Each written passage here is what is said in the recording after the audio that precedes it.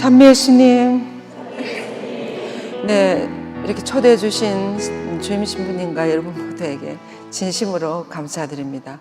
이 아름다운 5월 성모성월에 이렇게 아담한 성당에서 이렇게 이런 은총의 시간을 가질 수 있게 해주신 하나님 아버지께 무엇보다도 진심으로 감사드립니다. 오늘 이 시간 여러분들과 함께 한번 좀 묵상해보고자 하는 것은, 신부님이 오늘 주일하고 다음 화요일 두 번 부탁하셨어요. 그러고 이제 그 다음에는 파티마 성모님에 대해서 우리 또 다른 수녀님이 와서 해주실 거고 이제 이렇게 하는데, 그래서 처음에는 오늘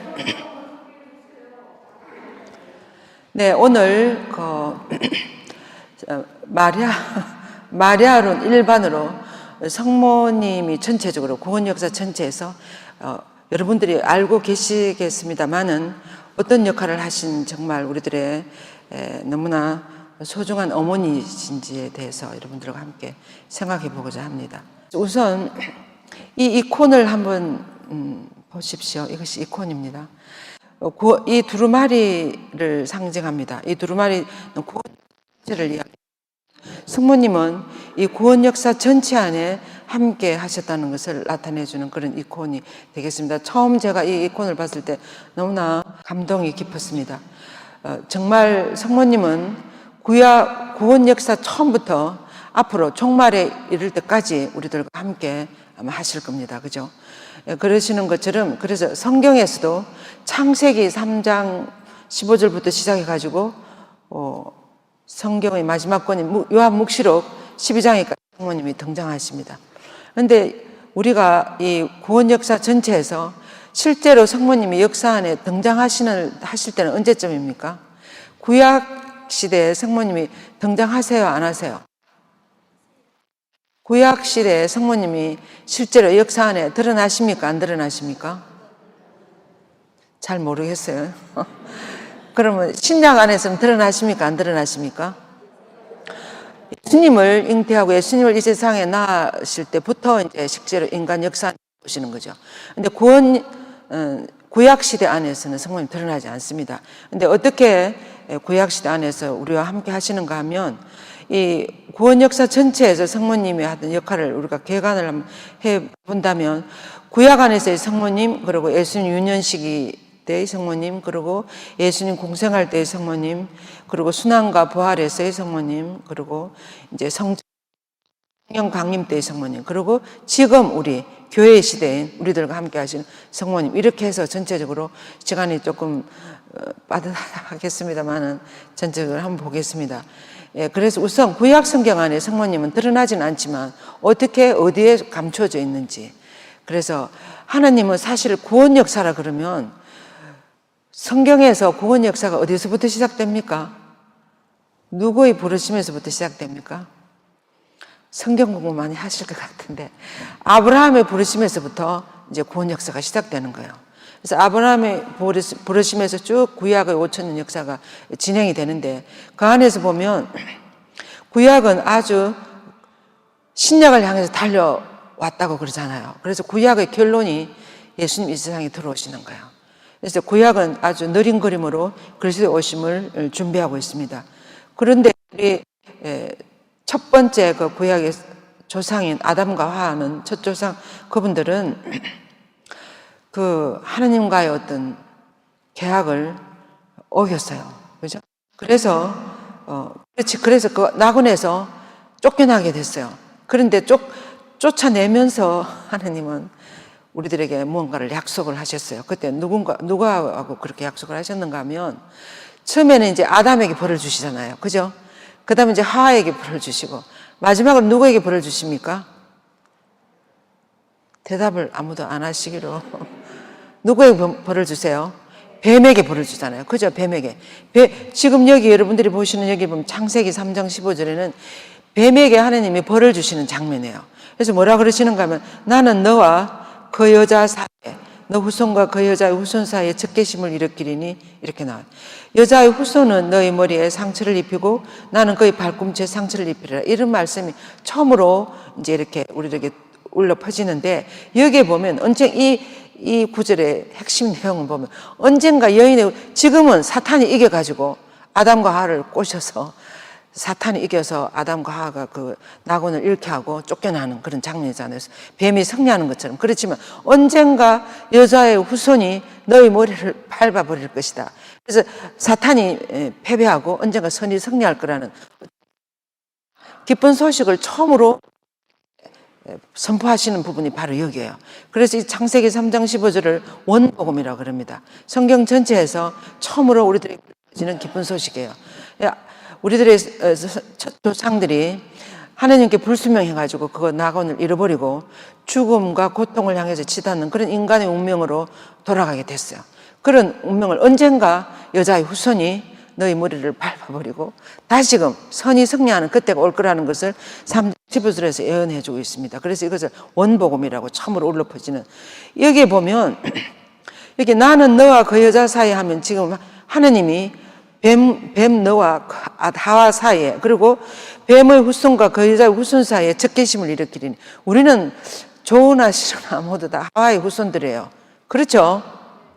오늘 저녁을 많이 안 드셨는지 대답 소리가 안 들려요. 아주 마스크를, 그런데 대답 소리를 크게 해야 마음이 활짝 열리고 성령들한테 들어가세요. 사실은 성령의 이끄심을 따라서 가는 것이에요, 이 강의 시간은. 그래서 여러분들도 성령께 마음을 열고 저도 성령을 따라가고 그렇게 하는 거예요. 그래서 아시는 대로 아주 큰 소리로 대답하시고 이렇게 하면 훨씬 더 은총이 여러분들 안에 잘 들어가십니다. 그래서 그 너의 후손과, 그러니까 뱀의 후손과 하와의 후손 사이에 적개심을, 우리가 뱀을 보면 어떻습니까? 아주 귀엽습니까? 여러분들이 뱀 보면 어떻게 해요? 다 달아나요. 너무 정말 징그러워요. 너무 무서워요. 그래서 너무 무서워요. 그죠? 여기 벌써 적개심을, 이것이 일으키는 거예요. 적개심을 일으키려니. 그러나 여자의 후손은 너의 머리에 상처를 입히고 너는 그의 발꿈치에 상처를 입히리라. 언젠가 그렇게 할 거라는 거예요. 그래서 이때 뱀의 머리를 결정적으로 밟으신 분은 누구죠? 여러분들이 모두 레지오를 하시니까 성모님이라고 그래요. 성모님이 뱀의 머리를 처음 밟은 것이 아닙니다. 뱀의 머리를 처음 밟으신 분은 예수 그리스도예요. 예수 그리스도가 언제 밟으셨는가 하면 성모님의 모든 힘은 예수님에게서부터 나와요. 그래서 성모님은 사실 예수님을 옷 입으시니까 거기서 힘이 다 나오시는데, 이런 그림이 있습니다. 승리하시는 성모님, 이런 네덜란드의 어떤 화가가 그린 그림인데, 여기 보면 뱀의 대가리, 뱀의 머리를 십자가의 끝이 꽂고 있어요. 그래서 예수님이 언제 뱀의 머리를 확실히 밟았는가 하면, 여러분들이 모두 패션 오브 크라이스트 영화 보셨죠?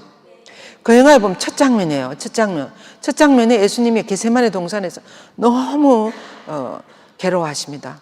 정말 정을 가지셨기 때문에 그 무서운 십자가가 너무 무서웠어요. 그래서 아버지 이 잔을 치워주시라고 될 수 이 잔을 치워주시라고 그렇게 엄청 그렇게 갈등을 하실 때, 기도하실 때 너무 긴장하셔갖고 땅구멍에서 피가 올라왔다 그랬어요. 그죠? 너무 긴장하면 그렇게 될 것 같아요. 그만큼 긴장을 하셨는데, 그때 보면 이렇게 굵은 뱀이 그 첫 장면에 예수님 그 겟세마네 옆으로 샥 다니면서 예수님을 유혹하는 거예요. 못한다고 하라고, 못한다고. 그 무서운 십자가를 어떻게 지려고 하느냐, 못한다고 하라고. 계속 유혹하는 거예요. 그래서 예수님도 거기 휘둘립니다. 막 괴로워하시고 그러면서 치워주시라고. 그렇지만 마지막으로 예수님 어떻게 이야기하십니까? 그러나 아버지, 어떻게? 제 뜻대로 하지 마시고 아버지의 뜻대로 하소. 할 때 그 영화에서 쿵 하고 소리가 나고 하늘에서 하나님의 눈물방울이 펑 떨어져요. 여러분 다시 한번 보세요. 유튜브에 들어가면 치면 다 나오니까. 그것이 그때 예수님이 결정적으로 사탄의 머리를 콱 밟은 거예요, 그때. 그래서 이 사탄을 이기고 천모를 승리하신 분은 예수 그리스도였어요. 그래서 예수님이 그때 그러나 아버지 뜻대로 하소서 하면서, 아버지 뜻대로 하소서 할 때 당신을 다 내려놓고 온전히 순명하고 아버지 뜻을 따라가겠다고 결단하신 거예요. 거기에서 예수님은 벌써 나는 이제 저 십자가를 향해서 간다고 다 결정 났어요. 그 빌라도 앞에 가서 무슨 심판을 받고 뭐 어디 다니고 막 가야파 이렇게 하는데, 그런 것은 다 이렇게 흘러가는 거예요. 예수님 거기서부터 죽기로 결심하신 거예요. 십자가형을 받아들이기로. 그렇게 하시고 이제 가시는 거예요. 그때 예수님은 결정적으로 그 뱀의 머리를 밟으신 겁니다. 그래서 여러분들이 레지오 성문상에 보면 처음부터 성모님 발이 이렇게 뱀의 머리에 이렇게 올려놓고 있는데 그것은 성모님의 그 힘은 모든 것이 다 예수님부터 다 나오는 것입니다. 그래서 이 그림이 아주 정확하게 이 십자가의 끝이 뱀의 머리를 밟고 있고 성모님의 발은 그냥 이 위에 이렇게 올려놓고 있는 것입니다. 그래서 처음으로 그러니까 여자의 후손이 다시 앞으로 돌아가 보면 여기 여자의 후손은 너희 머리를 밟으라고 반드시 말해서 그러니까 여자의 후손이 지금 누구라 그랬습니까? 예수 그리스도예요. 예수님이 뱀의 머리를 밟았으니까 이 여자는 누구예요?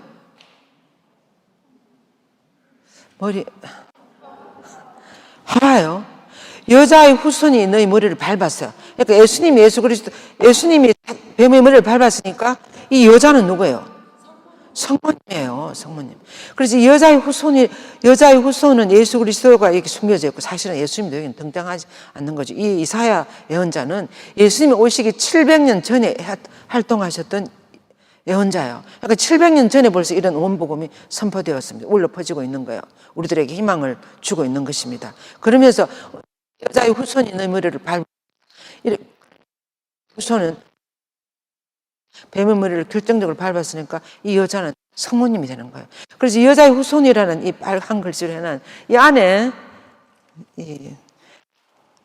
오늘 아무튼 이 여자의 후손 안에 예수 그리스도와 성모님이 감추어져 있는 것입니다.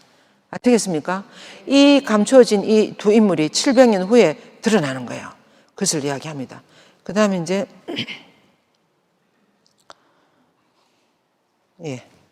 그래서 이 그림이 성례하신 성모님, 예수님과 함께 예수님을 덧입었고, 그래서 그 다음 이제 두 번째로 구약 성경 안에 성모님과 예수님이 숨겨져 있는 그 장면은 이사야서 7장 14절이에요.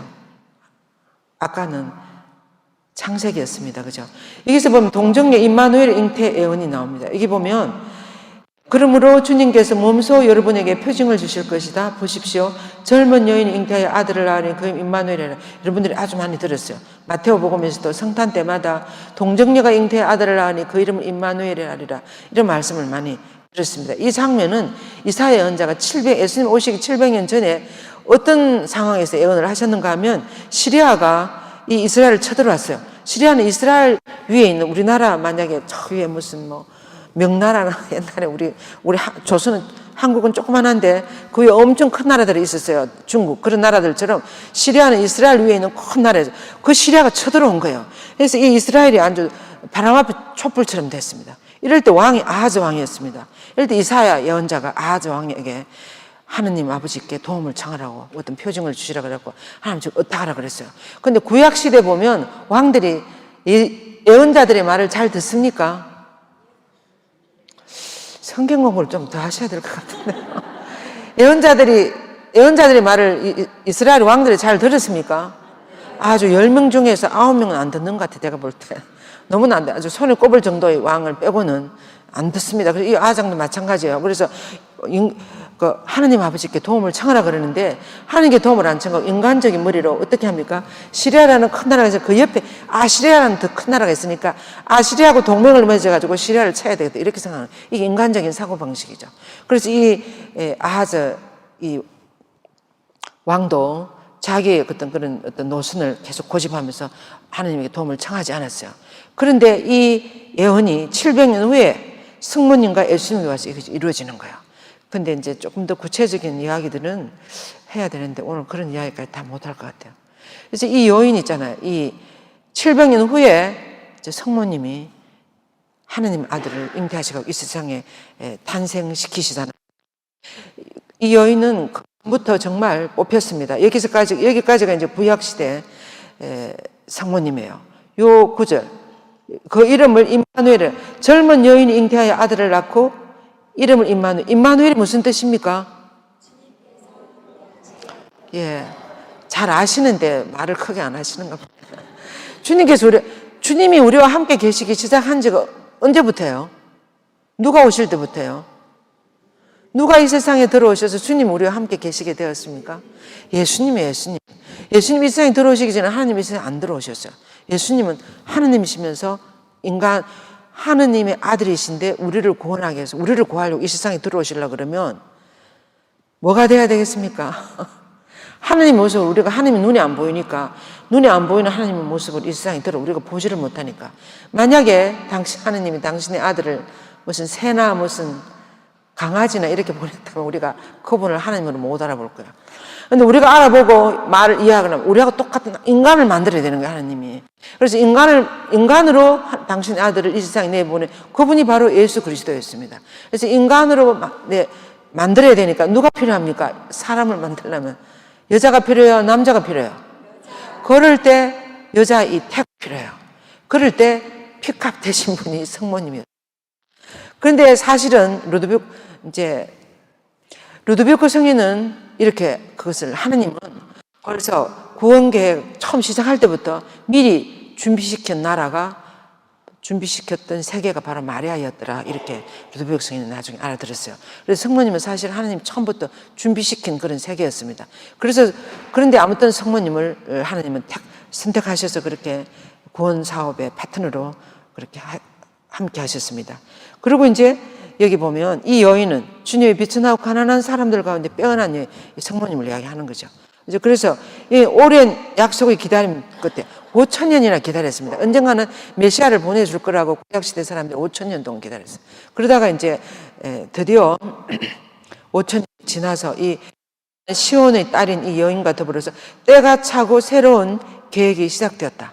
여러분들이 갈라디아서 4장 4절에 보면 때가 찼을 때 하나님께서는 당신의 외아들을 어떤 여인을 통해서 이 율법 세계 안에 내려보냈다고 했어요. 왜? 율법에 있는 모든 이들을 구원해서 당신의 자녀로 만들기 위해서.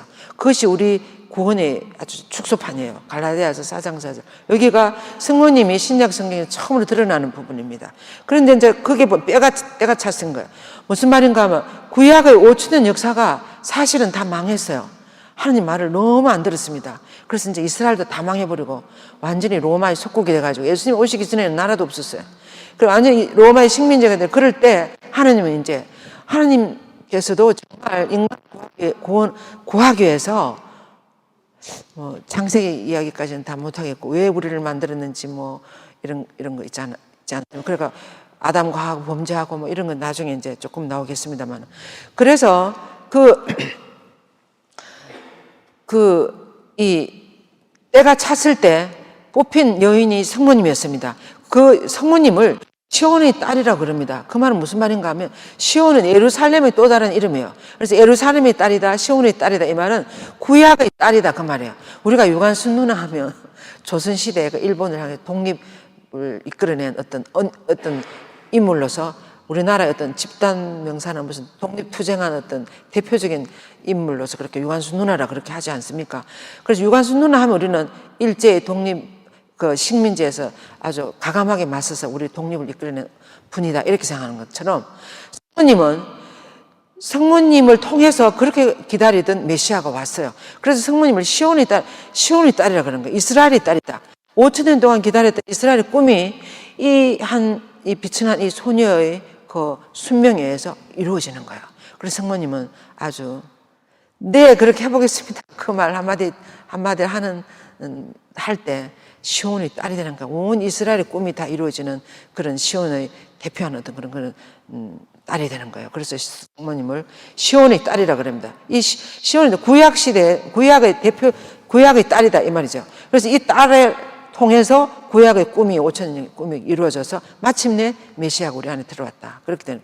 그래서 성모님이 이 구원 역사 전체에서 보면 얼마나 중요한 선막을 열으셨는지, 우리 구원의 선막을 열으셨는지, 아담과 하와의 불순명에 의해서 죽음과 고통으로 치닫고 있던 인간의 운명을 성모님과 예수님의 순명으로 다시금 턴시켜서 희망을 향해서, 구원을 향해서 다시금 나아갈 수 있도록, 지금 우리 모두는 교회의 시대에 살고 있는 우리 모두는 다시금 희망을 향해서 하늘나라를 향해 지금 살아가고 있지 않습니까?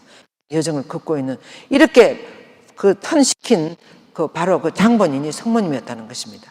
물론 예수님이 저기 하셨겠지만 성모님이 문을 열어줘서 예수님이 들어올 수 있었습니다. 그래서 그때 하나님의 아들이 이 여인에게서 인성을 취하셔서 바로 이제 사람이 되셔갖고 우리를 위해서 해방시키게 되었습니다. 그래서 이것이 바로 그 유명한 승무님의 어떤 성경 구절 중에서 가장 유명한, 가장 아주 획기적인 이 장면이에요, 이 장면. 여러분들이 아주 엄청 많이 들으십니다. 주님, 요즘은 주님 탄생 예고 대축일이라 그래, 3월 20일, 그죠? 그래서 가브리엘 천사가 승무님이 나타나가지고 뭐라고 그럽니까? 은총이 가득하시니 기뻐해라. 그래서 은총이가, 여러분들이 오늘도 묵주기도 하면서 50분 이야기했어요. 승무님이 50분 인사드렸습니다. 근데 여러분들이 오늘 묵주기도 하시면서 그 현이를 바라보고 했습니까? 아니면 그냥 입으로 성모성 10번 그냥 했습니까? 그걸 묵상하면서 했습니까?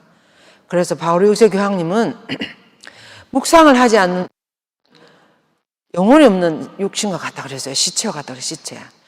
그래서 묵주기도는 입으로 이렇게 하는 것이 아니고 그 현이를 바라보는 거예요. 그러면서 그 현이 예수님과 성모님 신비 안으로 들어가서 그 안에서 성모성 10번. 성모성은 하느님, 성모님과 예수님을 찬미하는 작은 많은 빛과 같은 노래예요, 노래. 그러니까 온전히 가득하시니여 기뻐해라 이 말은 아주 대단한 이름이 성경에서 한 번만 나오는 케카리토메네 하는 그런 히라보인데 은총으로 벌써 거룩하게, 너무나 거룩하게 되신 분이요. 기뻐하소서 주님께서 당신 함께 계시면 이런 인사예요. 성모님 이런 말을 들으니까 너무 놀라는 거야. 누가 여러분들 천사가 오시겠죠. 여러분들에게도 와가지고 은총으로 너무 벌써 다 거룩하게 되신 분이요. 기뻐 주님과 함께 계시.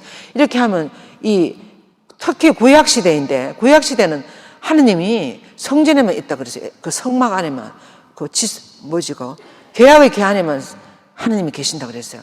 근데 이날 성모님은 나자렛 시골 구석에, 여러분 나자렛에 가보세요. 산동네. 산동네에 움막 같은 그런 옛날에는 동굴 같은 그런 데 살으셨던 것 같아요. 허그 그런 집에서. 그래서 거기 있는 그 천사가 성모님이 그렇게 은총에 기뻐해라. 성모님 너무 놀랐어요.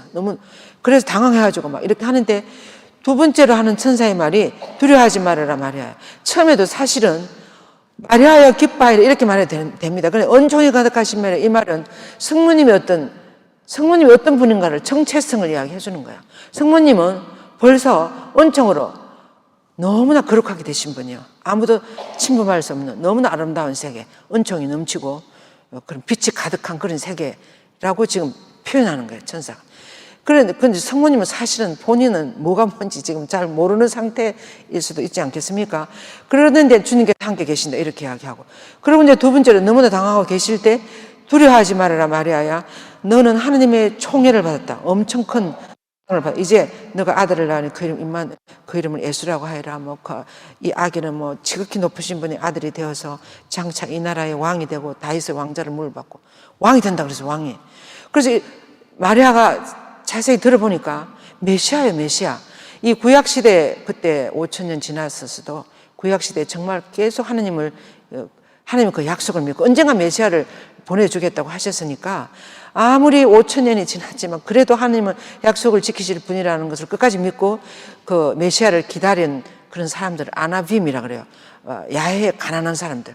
그래서 끝까지 그렇게 기다리고 있은 성모님도 그 아나빔 중에 속한 한 분이신 거죠. 그래서 그걸 들어보니까 메시아예요. 어떤 하느님의 아들이 이 세상에 오신 아들은 다윗의 왕자를 물받아서 큰 왕이 되고 그 왕이 다스리는 끝이 없다고. 얘는 틀림없는 100% 메시아였어요. 근데 성모님이 그 시대에는 많은 처녀들이 메시아가 오면은 다 과연 누구의 태중을 통해서 오실까 많은 아가씨들이 많이 기다렸다 그래요. 근데 성모님이 이렇게 들어보니까 메시아예요, 메시아. 근데 성모님은 사실 태어날 때부터 원죄가 없어졌어요. 성모님 잘 모를 수도 있습니다. 그런데 성모님 그래서 이 말은 무슨 말입니까? 죄로 기울어지는 경향이 하나도 없다는 거죠. 성모님 안에는 성령을 따라갈 수 있는 그런 성향이 너무나 많은 거예요. 그래서 3살 때부터 성전에 봉헌되어 성전에 가서 살았어요. 야고보 애경에 보면 예수님 성모님 어린 시절이 다 나와요. 3살 때부터 성전에 가서 살았는데 성전에 가서 하나님을 참여하면서 매일 말씀을 듣고 이렇게 따라 사는 거 너무 좋은 거예요. 그래서 성모님은 결혼 안 하려고 생각했어요. 동으로 하나님만을 향해서 살 그런 작정을 하고 있었어요. 그런데 지금 이 천사가 나타나가지고 아기를 가지지 않겠느냐고 이렇게 묻고 있는 거예요, 지금.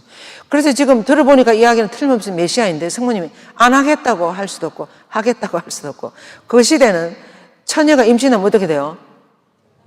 돌에 맞아 죽는 시대예요. 그래서 좋습니다 하려면 목숨을 내놔야 돼요. 근데 안 하겠습니다. 아무리 생각해도 너는 안 되겠다고. 이렇게 만약에 이야기를 한다면 메시아를 놓치는 거예요. 그죠? 진퇴양난의 성모님이 빠졌어요. 성모님 이럴 때 천사에게 어떻게 이야기합니까? 솔직하게. 요거는 이제 마지막으로 이야기한 건데, 그 다음에 솔직하게 뭐라고 그래요? 저는 남자를 모르는 사람인데, 이 말은 저는 앞으로 결혼해서 부부 생활을 안 할 사람인데 어떻게 그런 일이 있을 수 있겠냐고. 저는 그런 거 안 할 거라고. 어떻게 그런 일이 있을 수 있겠냐고. 이걸 질문하는 거예요. 천사에게. 이렇게 질문하니까 천사가 뭐라 그랬어요? 이렇게 이야기합니다. 지금 여기 안 나와 있지만 성령이 너에게 내려온다고. 그리고 지극히 높으신 분의 힘이 너를 덮는다는 말은, 지극히 높으신 분은 누굽니까? 성부예요. 성부. 하나님 아버지. 하나님 아버지 힘이 너를 덮치고 성령이 내려오시고, 그 다음에 뱃속에 들어오는 아기는 누구라 그랬어요? 하나님 아들이라 그랬으니까 성자예요. 성부, 성자, 성령이 너에게 다 내려오신다. 그리고 또 특히 지극히 높으신 분의 힘이 구약 성경에서 3번 내려요. 3번. 천지 창조 때 내려오고, 그리고 모세가 십계명 받으러 시나이 산에 하나님의 기운이 감돌면서 내려왔고, 지금 성모님이 내려온다는 거예요. 이 하나님의 기운이 내려오면 반드시 새로운 창조가 일어날 때 하나님의 기운이 내려와. 성경에서. 그래서 지금 성모님 위에 하나님 힘이 너를 덮을 것이다. 근데 성부, 성자, 그리고 또 그게까지만 해도 성모님이 그런가 이렇게 생각하고 있는데, 예를 들어서 너 친척 언니 엘리사벳을 보아라고. 그래서 그 언니는 벌써 80 할머니인데 아기를 가진 6개월. 그래서 하나님은 불가능이 없다고 이렇게 이야기하니까 이 착한 성모님이, 이 성령을 잘 따라가는 이 성모님이 해보겠다고 그런 거야. 목숨 걸고. 어떻게 될지 모르겠지만, 나는 앞으로 부부관계 안 하겠지만, 아무튼 하느님이 하신다니까, 이 할머니도 그렇게 했으니까 하신다니까 해보겠다고. 그것이 바로 이 마지막 이 말, 보십시오 주님의 종입니다. 해보겠다고 그렇게 한 거예요. 좋습니다. 좋습니다 하는 그 순간에 예수님이 성모님이 태 안에 들어오셨어요. 이 말은 무슨 말이에요? 하느님이 이 인간 역사 안에 푸딘돼서 들어온 순간이었습니다. 그래서 루도비코 성인은 인간 역사 안에 가장 엄숙한 순간이 이 순간이었다고. 이 순간이 있었기 때문에 성탄도 있을 수 있고 예수님의 순환과 부활, 우리들 구원이 있을 수 있다. 성모님 이때 좋습니다 안 했으면 어떻게 됐겠어요? 안 그래요? 그렇죠? 그래서 성모님이 얼마나 우리들에게 큰 서막을 열어주신 어머니인지 몰라요. 물론 하나님 다르게도 어떻게 할 수 있으시겠습니다만은.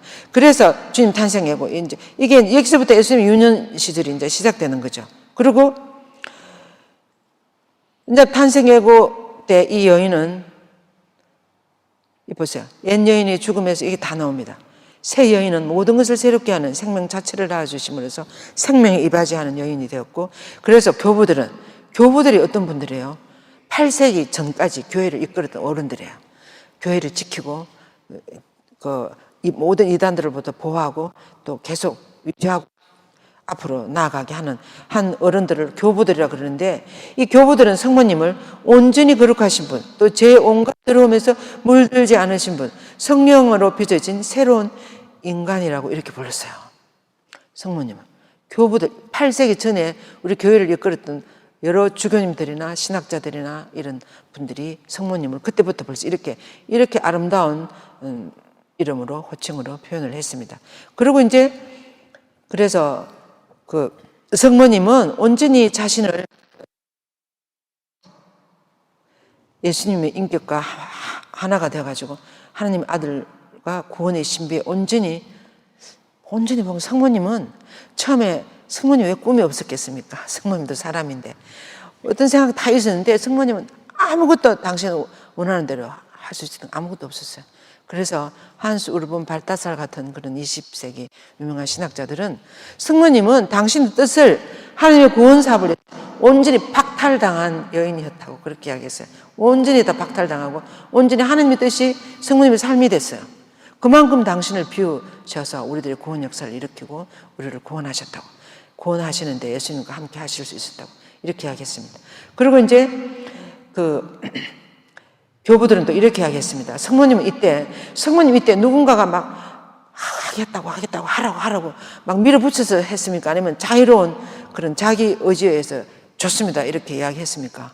어떻게 이야기했어요? 스스로 여기 나오잖아요. 자유로운 신앙과 순종으로 인류의 협력하겠다, 해보겠다고. 내가 해보겠다고. 그때 부모님이 시킨 것도 아니고 약혼자가 해보라고 한 것도 아니고 성모님 고민하고 너무 고민 많이 했어요. 곰곰이 생각하고 곰곰이 생각하고 선자에게 또 질문하고 성모님은 상당히 자기 정체성이 확실한 분이었어요. 그래서 안 된다 싶으면 질문하는 거예요. 질문.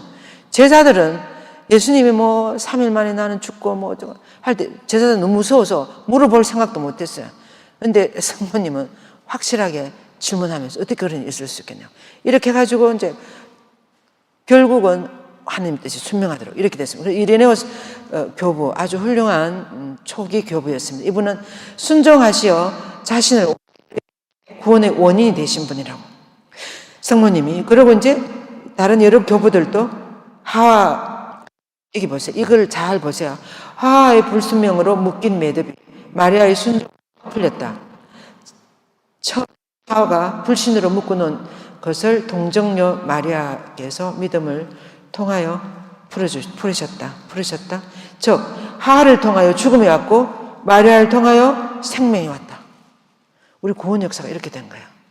우리 구원 그래서 보면 구원 역사 안에서도 여인들이 얼마나 큰 역할들을 하시는지 몰라. 여자들이 문제야.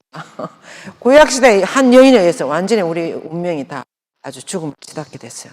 근데 다시금 성모님이 그 정말 순종해서 다시금 우리들이 생명을 향해서 갈 수 있도록 하는 이런 큰 역할을 할 수 있게 됐습니다. 그 다음에 성모님이 이제 3개월 지나서 배가 좀 불러 올라오실 때 그 언니가 분만한다고 도와달라고 연락이 왔어요. 근데 성모님은 여러분들이 한번 생각해, 이런 말은 어디 서에 적혀 있는 것이 아니고 좀 더 성모님의 그런 어떤 7가지 고통이나 이런 것들을 좀 더 딱 풀어서 써놓은 책이 있어요. 너희 고통은 나의 고통이라는. 조이스럽이라는 마리아의 종수도의 수녀님이 쓰신 책인데 그 우리나라 말로 번역되어 있어요.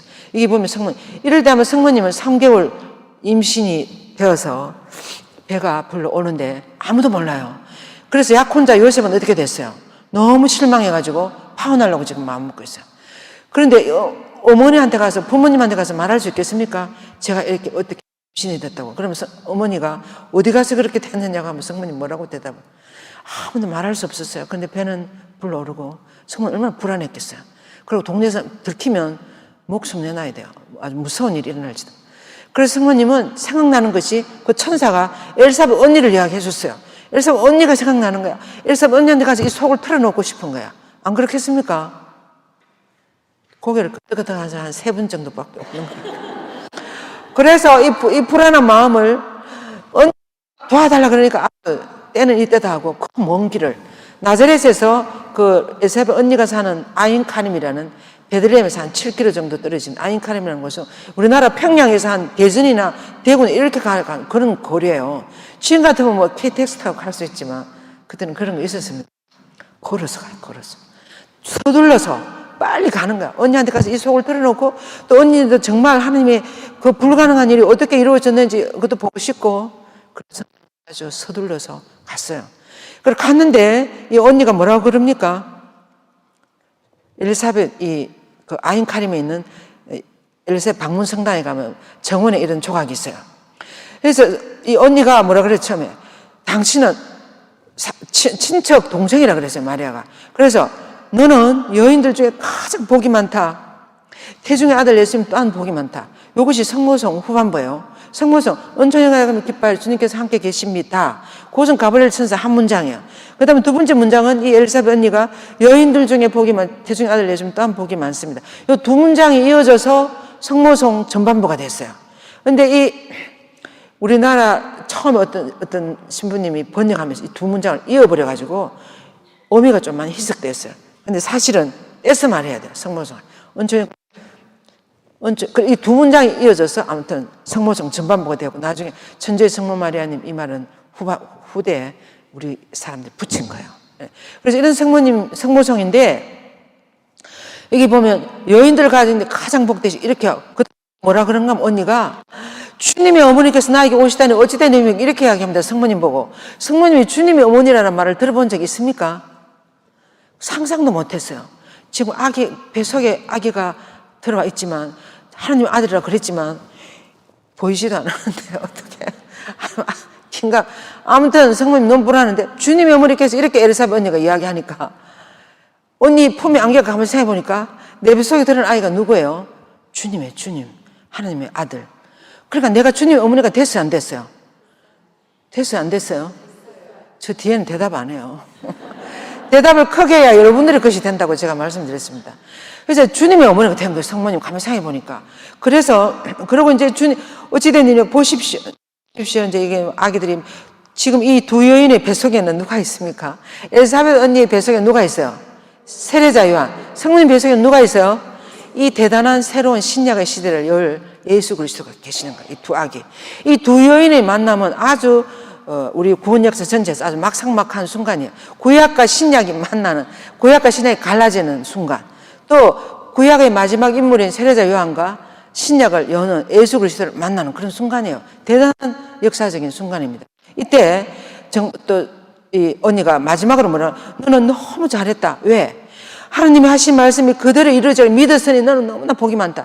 믿었기 때문에 주님의 어머니가 될 수 있었던 거예요.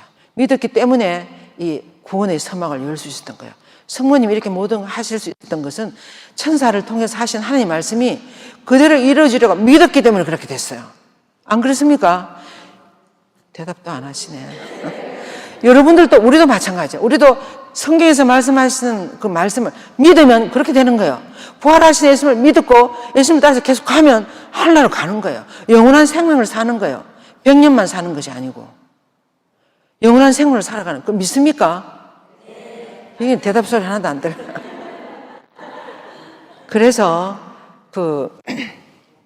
믿음은 내 사고방식이나 내 어떤 생각이나, 지금 제가 좀 말씀드리는 것이 좀 사투리도 좀 있고, 또 제가 그렇게 예쁜 얼굴이 아니고, 그래서 저 수녀님 왜 저를 무슨 이야기를 하는지 이렇게 아직 여러분들이 정서에 안 닿는 사람도 있는 것 같아요. 물론 이제 서서히 그렇게 됐습니다만은, 그래서 믿었으니 복이 많다고 이렇게 마지막으로 엘사벳 언니가 이야기. 우리도 마찬가지예요. 우리 믿으면 영원한 생명을 얻을 수 있습니다. 지금 부활식이에요. 부활식. 예수님이 여기 살아계십니다. 그것을 믿고 지금 이 말씀이 우리 안에서 이루어지고 있어요. 정말 하나님의 아들이 성모님 통해서 그렇게 오셨구나. 그럼 우리는 지금 하나님의 아들이 이 세상에 왔다가 가신 시대를 지금 살고 있는 거예요. 나중에 조금 말씀 드릴 수 있겠습니다만, 그래서 성모님은 이 소리를, 주님 어머니라는 말을 듣고 너무 기뻤어요. 가만히 생각해 보니까 하나님이 나에게 엄청난 은총을 주신 거야. 그죠? 어떤 은총 주셨어요? 하나님의 아들을 내 뱃속에 주신 거야. 그래서 뭐를 너무 너무 감사해서, 너무 기뻐서 뭐를 불렀습니까? 마니피카스를, 내 영혼이 주님을 찬송하며, 걱정이고 뭐가 다 달아났어요. 내가 주님의 엄마가 됐어. 그래서 내 영혼이 주님을 찬송하며 나를 구하신 하나님께 내 마음 기뻐 뛰노하는 비천한 여종의 신세를 돌보셔서 이렇게 하나님은 높이 들어 올리셨다고. 그래서 하나님을 찬미하는 거예요. 마그니피카스는 상대를 엄청 크게 들어 높인다는 거예요. 하나님을 이렇게 찬미하는 그런 노래를 불렀어요.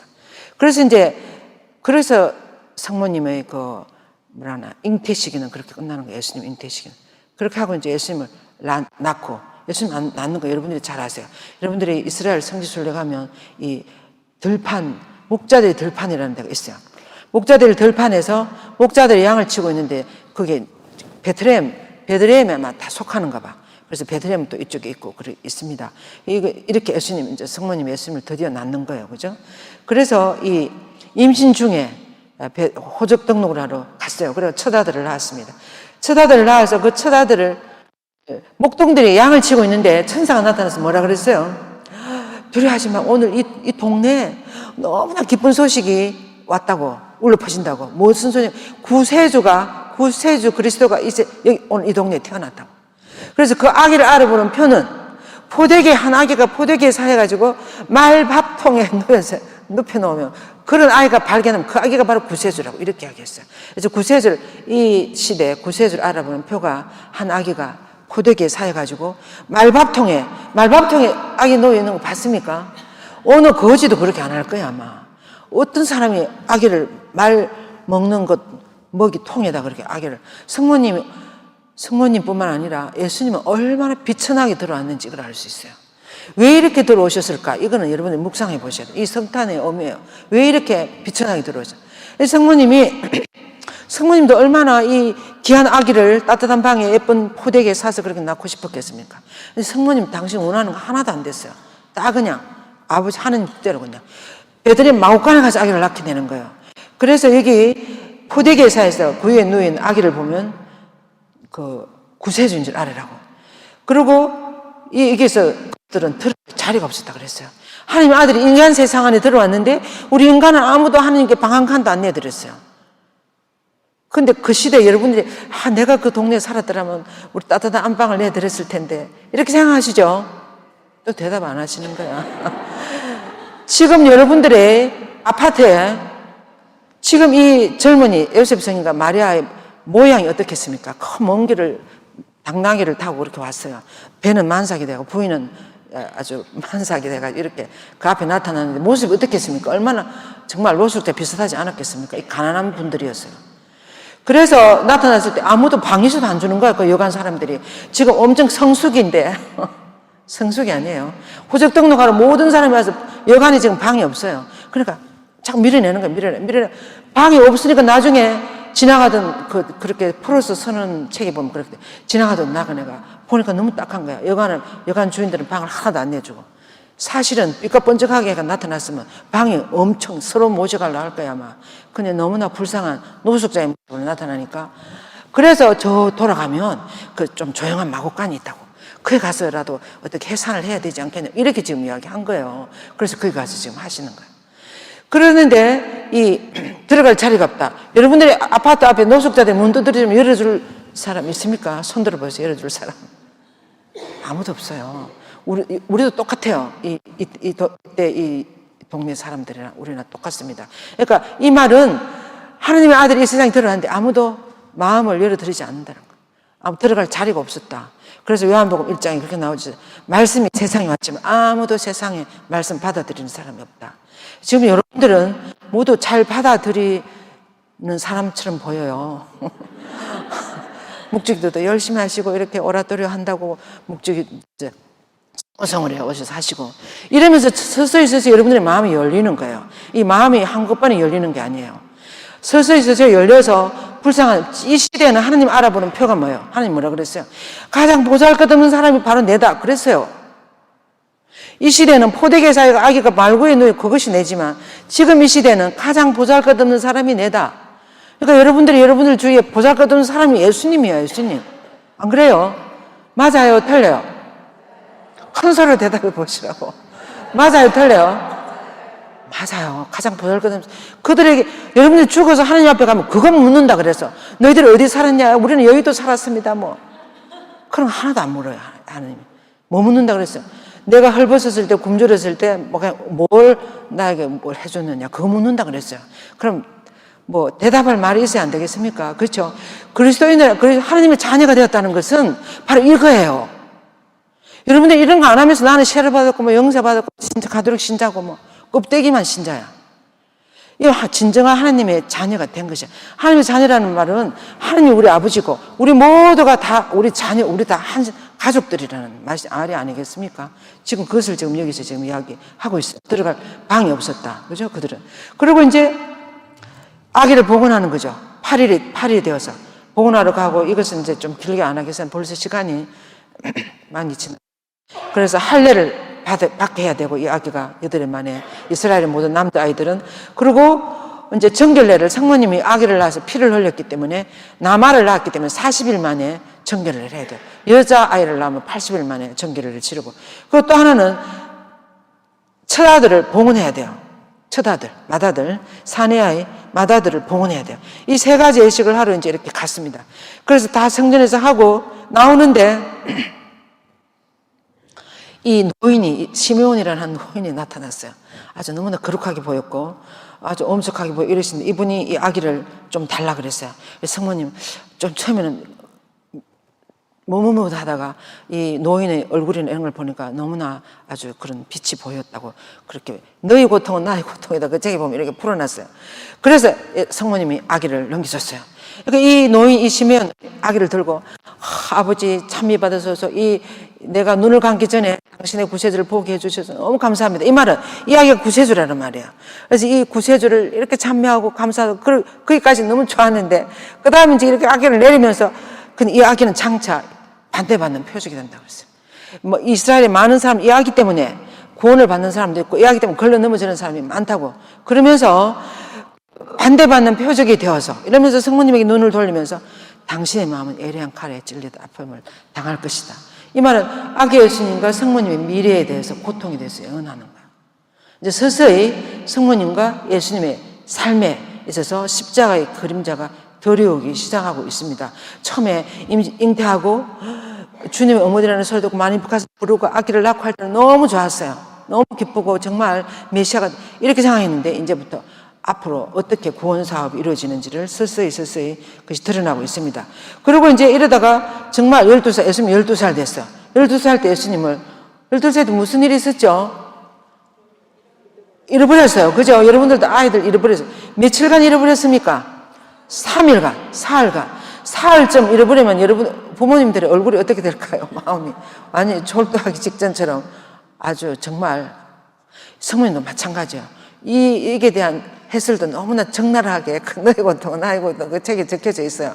두 분이 이제 더 이상 3일째 되는 날 밤에는 쓰러졌어요. 여관방에 가서 찾다가 이제 그래서 쓰러져가지고 아침에 눈을 뜨고 또 어떻게 나가봐야 되겠다 싶어서 밖으로 나가는데 어떤 할머니가 지나가는데 그 할머니 보고 물었어요. 이제 그 예루살렘 성전은 가까이 왔어요. 그래서 그 할머니에게 물으니까 그런 옷을 입은 아이가 지금 저 성전 안에서 학자들하고 같이 토론하고 있다고. 성모님이 성전 안에 있다는 말을 딱 들었을 때 한 대 얻어맞는 것 같았어요. 이 예수님이 자라날 때 해마다 예수님 왔어요. 해마다 해방절마다 이스라엘 사람 가잖아요. 지금도 가잖아요. 갔는데 성전을 너무 좋아했어요. 이 아이가. 그래서 성전에서 있었구나. 그래서 성전에 가니까 안에는 다르게 이렇게 있는 거예요. 그래서 뭐라 그랬습니까? 성모님이 처음 아기를 봤을 때 뭐라 그랬습니까? 얘 있잖아요. 뭐라 그랬어요? 얘야 어떻게 이렇게 애를 태우느냐? 이 말은 우리 다시 번역하면 이놈아 어떻게 이렇게 애를 먹이느냐? 그 말하고 똑같아요. 그죠? 성질 급한 아버지 같으면 한테 때렸을 거야 아마. 그렇지만 얘야 어떻게 이렇게 애를 먹이느냐? 그러면 보통 아이들 같으면 뭐라고 대답해야 돼요? 보통 아이들 같으면 뭐라고 대답해야 돼요? 죄송합니다 어머니 다음부터는 이렇게 무단가출을 하지 않겠습니다. 이렇게 해야 되는데 여러분들 웃음소리도 하나도 안 나오네. 아주 여러분들 마음속에 꽁꽁 밀어넣고 있는 것 같아. 그래서 그렇게 이야기하는 거예요. 그러면서 그 다음 하는 말은 더 가관이었습니다. 왜 나를 찾았느냐고. 이 말이 성모님과 요셉 알아들을 수 있어요 없어요? 이 아이가 3일 동안 우리를 떠나 있다는 머리가 이렇게 조금 죄송합니다 이렇게 해야 되는데 그런 하지 않고 왜 나를 찾느냐고. 그 다음 말은 내가 내 아버지의 집에 있어야 될 줄 모르겠습니까? 이 말은 내 아버지는 누구라는 말이에요? 하느님이 나의 아버지이십니다. 그래서 그 말은 무슨 말이에요? 이제 여러분들 두 분은 저하고 별 볼 일이 없습니다. 이것을 선포하는 거나 마찬가지예요. 그렇죠? 안 누시는 분들은 못 알아듣으시는 것 같아요. 못 알아듣어요. 그때 성모님 옆에 누가 있었어요? 성모님 옆에 누가 계셨어요? 여러분들은 많이 들었으니까 가만히 좀 계셔. 그때 성모님 옆에 누가 있었어요? 요셉 성이 같이 있었어요. 내 아버지의 집에 있어야 될 줄 모르셨습니까? 이 말은 내 아버지는 요셉 성이 아니고 하나님 내 아버지가 이렇게 할 때 요셉 성이 너무 쇼크를 받아가지고 집에 가서 시름시름 앓더니 빨리 돌아가셨다고. 이제 웃으시네. 그렇게 이야기하는 어떤 신부님 계셨어요. 그 이야기 제가 그냥 맞아요. 그때부터 요셉 성인은 성경에 안 나옵니다. 이제 이게 끝이에요. 요셉 성인은. 예수님 12살 이 장면 아시겠습니까? 돌아가셨어요. 아마 예수님이 13세나 14세 이렇게 쇼크를 너무 받아가지고 아마 나중에 하늘에 가서 물어봐야 돼요. 그죠? 돌아가셨어요. 이제 그렇게 하시고 그래서 이제 이 말은 무슨 말입니까? 나는 하나님의 아들이라는 것을 선포하는 거예요. 지금 공적으로는 아니지만 아무튼 이 부모님에게 나는 보세요. 거의 어머니는 이 모든 것을 못 알아들었다. 못 알아듣고 성모님의 주특기는 못 알아들으면 어떻게 합니까? 마음속 깊이 새기는 거예요. 모든 걸 새기고 그런데 이 아들이 자기 이제 하나님 아들이라는 거라. 우리하고는 별 볼 일 없다 이 말이잖아요. 너무나 정성을 온 마음을 다해가 12년 동안 키워놨는데 이 자리에서 당당하게 저는 우리 신부님도 계시지만 신부 수녀님들 되는 사람들이 언젠가 부모님 앞에서 저는 수녀원에 가겠습니다 이렇게 딱 하면, 저는 신학교 가겠습니다 이러면 부모님들이 말을 못해요. 말을 안 그래요? 아무런 그래서 아무튼 처음에는 너무나 당황하는 거야. 그래서 성모님도 요셉 성인도 그래서 그렇지만 때가 되지 않았기 때문에 그들은 예수를 데리고 나자렛에서 내려갔다. 성모님이 예수를 데리고 내려가면서 생각했을 거야. 이 아기는 처음에 가브리엘 천사가 뭐라 그랬어요? 누구라 그랬어요? 내 아들이라 그랬어요? 지극히 높으신 분의 아들이라 그랬어요? 지극히 높으신 분의 아들이라 그랬어요. 그래서 성모님이 참 알아들어가는 거야. 여기서 보면 성모님도 우리하고 똑같다는 걸 알 수 있어요. 처음에는 내 아들은 이놈은 어떻게 이렇게 애를 먹이냐 이렇게 했는데 내려가면서 가만히 생각해보니까 이 아들은 내 아들이 아니고 누구 아들이다? 하나님의 아들이라는 걸 알 수 있어요. 그래서 그때부터 성모님 눈을 바꾸는 거야. 우리 신부님들이, 어머니들이 그렇다더라고요. 서품 받을 때까지는 부제품이나 이렇게 부제품 받기 전에는 확실은 잘 모르겠습니다만 그렇게 이야기하시더라고요. 밖에 베드로야 늦게까지 돌아다니지 말아라, 술을 먹지 말아라, 뭐 일찍 일어나라 막 이렇게 잔소리 하는데 부제품이나 서품 받고 나면 아무 말 못한대. 어머니들이 손을 못 댄대. 손을 알아서 하니까 하나님의 아들 대리자이니까 그렇게. 그런 것처럼 지금 예수님이 그거를 지금 선포하는 거예요. 그래서 성모님은 내려가면서 가만히 생각해 보니까 맞아, 이 아들은 내 아들이 아니고 지극히 높으신 분의 아들이다. 그렇게 생각하니까 이 아들이 하는 무슨 말 한마디나 행동 하나하나가 보통으로 보였겠습니까? 하나님의 아들이 지금 하는 거라고 그렇게 보이는 거예요. 그래서 이때부터 성모님은 제자의 길을 걷기 시작했다. 이제는 어머니가 아니고 예수님이 제자로서 예수님을 따라가는 거예요. 12살 때부터. 무슨 말인지 알아들었습니까? 예, 그렇게 되는 거예요. 그래서 그 다음에 이제 이래서 유년기가 끝나고 그 다음에 공생활에 들어가서 가나 혼인잔치가 벌어져요. 여러분들이 아주 많이 들었습니다. 가나 혼인잔치 가보면 잔치집에 술이 떨어졌는데 이 어머니가 누구에게 말해요? 성모님이 누구에게 말합니까? 여러분들이 잔치집에 술 떨어지면 누구에게 어디다 전화를 합니까? 아들한테 전화합니까? 아들한테 전화하는 사람 손 들어보세요. 근데 왜 성모님은 아들한테 말했죠? 누가 대답해 보세요. 아주 간단한 거예요. 아주 쉬운 거예요. 왜 성모님은 아들에게 가죠? 얘야, 포도주가 떨어졌단다. 포도주가 없구나. 이거 한마디 했어요. 포도주가 없구나. 아들한테 가서. 왜 그랬을까요? 왜 아들한테 가서 그랬을까요? 우리 자매님, 제일 앞에 앉아있는 자매님. 왜 아들한테 가서 그랬을까요? 내 아들은 이거를 많이 할 수 있어요, 없어요? 성모님 여기서 보면 예수님을 내 아들을 보는 게 아니고 지극히 높으신 분의 아들, 뭐든지 할 수 있는 아들, 전능하신 하나님의 아들을 보고 있어요. 그러니까 내 아들은 잘지집에 술 떨어진 이건 정도는 말 한마디로 싹 다 할 수 있다. 그렇게 보고 있는 거예요. 그래요, 안 그래요? 그래서 아들에게 가지고 포도주가 없구나 이렇게 이야기하는 거예요. 그래서 성모님 눈이 이렇게 달라져요. 12살 때는 이놈은 어떻게 애를 먹이라 했는데 18년 동안 성모님 눈이 이렇게 열렸어. 그래서 예수님을 완전히 이제는 전능하신 하나님의 아들을 보고 있는 거예요. 그렇죠? 우리도 마찬가지, 여러분들의 신앙의 눈도 마찬가지야.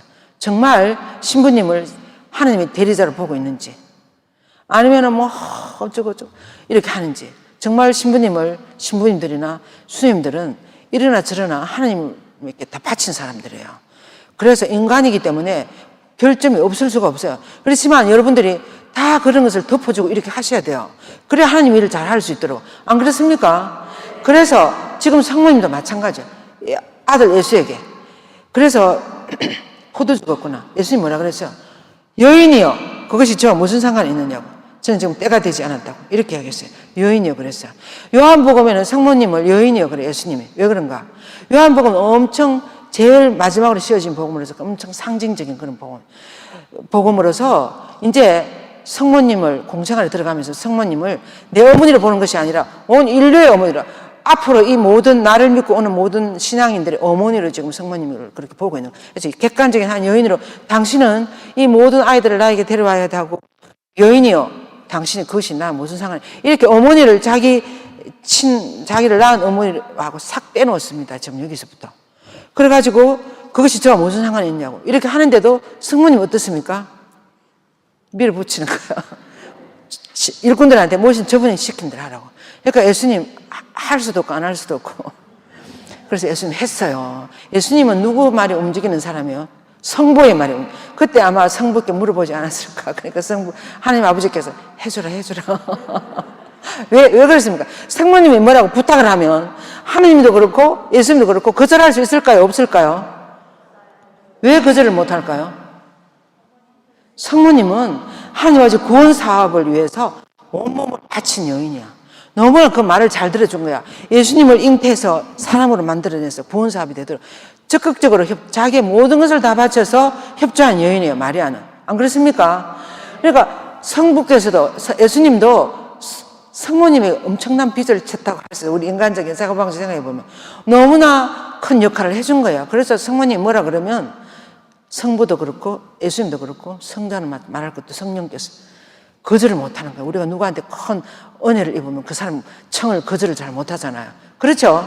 그런 것처럼 그래서 성모님은 우리들 예수님과 우리 사이에 너무나 확실한 중재자 역할을 할 수 있는 거야. 중재를 잘 하려면 이쪽하고도 잘 통해야 되고 이쪽하고도 잘 통해야 돼요. 그렇죠? 그래서 성모님은 예수님하고도 너무나 일체 한 마음이고 우리들의 어머니로서 우리하고도 너무나 한 마음이고 그래서 우리를 필요를 위해서 잘 중재해 줄 수 있는 중재자가 되시는 거예요. 이 가나오는지에서 그런 걸 볼 수가 있습니다. 그래서 성모님이 우리들에게 하신 말씀은 이 한마디예요. 무엇이든지 저분이 시키는 대로 하리라. 그래서 성모님이 우리 모두에게 부탁하는 거예요. 예수님 시킨 대로 하는 거예요. 네, 예수님 시킨 대로. 그래서 이제 공생활이 이렇게 끝나요. 끝나고 십자가의 길에서 예수님을 만나는 이 장면이 나옵니다. 이제 공생활 순환에 들어가시는 거죠. 순환에 들어가시는데 그 너희 고통은 나의 고통이라는 책을 이야기를 자꾸 해서 죄송합니다만은 이 책에 보면 그 성모님이 나자렛 집에 있는데 친구가 와가지고 예수가 잡혀갔다고. 예수가 붙잡혀가지고 지금 잡혀갔다고. 이렇게 하는 거예요.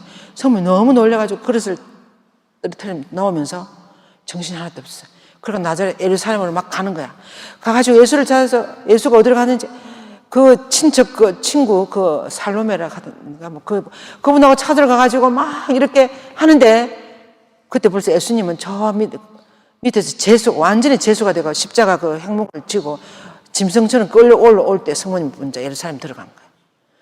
그래가지고 저 아들이 내 아들이라고 상상도 못하는 거죠. 성모님 보니까 저 밑에 너무나 짐승같이 어떤 재수가 끌려 올라오는 거예요. 그래서 무슨 죄를 지었길래 어떻게 저렇게까지 할 수 있냐 이렇게 생각한 거예요, 성모님. 나중에 서서히 이렇게 나중에 막 군중들한테 막 휩쓸리고 그 병사들한테 막 휩쓸려가 성모님도 막 이제 그 살로메하고도 떨어져 버리고 길도 없어지고 막 이러니까 막 들어닥치고 막 이러는데 그 재수 바로 앞에서 성모님이 딱 부딪혔어요. 그래갖고 놀래가지고 딱 보니까 당신 아들 예수였어요. 예수. 그때 눈이 딱 마주쳤어요. 지금 그 장면 이 심순아 씨가 아주 잘 그려놨는데 그래서 성모님은 그때부터 성모님은 가슴이 다 찢어버렸어. 당신 아들, 그렇게 귀한 아들이 이렇게 상상도 못할 재수로 드러나는 거예요. 그래서 성모님은 그럴 때부터 성모님의 순환이 시작되는 거예요. 구원 역사 안에 성모님의 역할을 오늘 저녁에 우리는 묵상하는데 우리가 이 구원 역사 안에서 우리를 정말 구원시키면 실제로 온몸으로 우리를 구원시키면 예수 그리스도. 근데 예수님 못지않게 영적으로, 심리적으로, 마음으로 다 찢어지신 분이 성모님이에요. 그래서 요한 크리스토토 성인은 골고타 언덕에는 두 제물이 있었다 그래요. 두 제물이. 예수님 혼자 한 게 아니에요. 그래서 성모님은 그때부터 이제 이 아들이 내 아들이라고 생각하니까 아들이 지금 저러고 끌려가는 거야. 가능하면 가까이 가서 가려고 따라가는 거예요. 그래가지고 나중에 이제 십자가 밑에 그거는 아무도 못 들어가는 데였습니다. 그런데 병사들한테 부탁해가지고 이제 거기까지 가는 거야. 그리고 십자가 밑에까지 가는 거야. 그래서 이럴 때 이 성모님의 역할이나 이런 것은 그래서 이것도 이제 예수님 마지막 장면이에요. 예수님 가상칠언 있잖아요. 이렇게까지 말씀을 다 하는데 마지막 장면. 이럴 때 예수님이 이제 다 말씀하시고 밑으로 내려다 보니까 어머니가 있고 사랑하는 막달레나 요한 사도가 있는 거예요. 그래서 이 아이들을 뭔가를 좀 누구에게 맡기고 가야 되는데 보니까 성모님에게, 어머니가 계셨어요. 그래서 성모님은 예수님을 몇 년 동안 따라다녔어요? 33년 동안 같이 살았어요. 제자들은 호부 3년 살았어요. 그래서 성모님 믿음에 비하면 제자는 아무것도 아니에요. 그래서 성모님은 그래서 보면 예수님이 내가 잡혀가서 죽고 십자가형을 당했다 3일 살아 3번이나 애고를 했는데 제자들은 그 말 듣고 싶지 않았어. 그 기억하는 사람 아무도, 마음이 새긴 제자들 하나도 없었어. 다 달아났어요. 근데 성모님은 그 말씀을 마음에 새겼어요.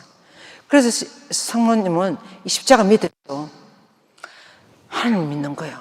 아들이 3번 애고했던 그걸 또 생각하고, 지금 하나님은 내 아들을 이렇게 죽게 하지만 이렇게 끝낼 뿐이 아니라는 것을 믿는 거예요. 성모님은 내가 믿어온 하나님은 틀림없이 약속을 지킬 뿐이라는 거예요.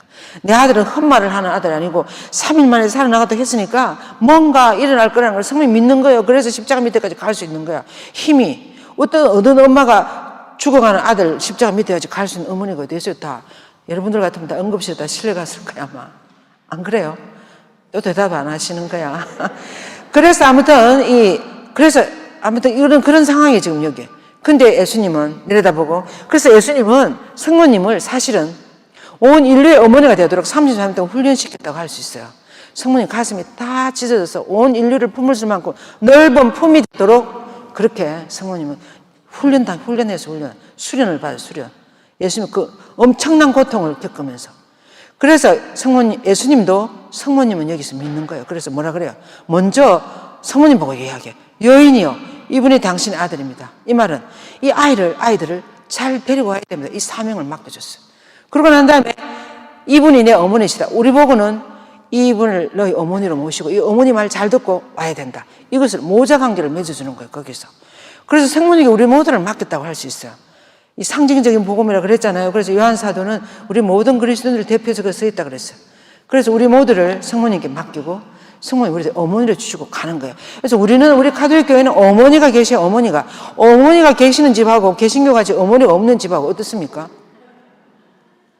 어머니가 없는 집 아이들 보세요. 아이들 다 갈라져요. 그런 것처럼 정말, 그래서 우리는 너무나 많이 감사해야 돼요. 개신교 신자들은 이 어머니와 성체성사를 버려버렸어. 저 소중한 것을. 근데 우리는 다 가지고 있어요.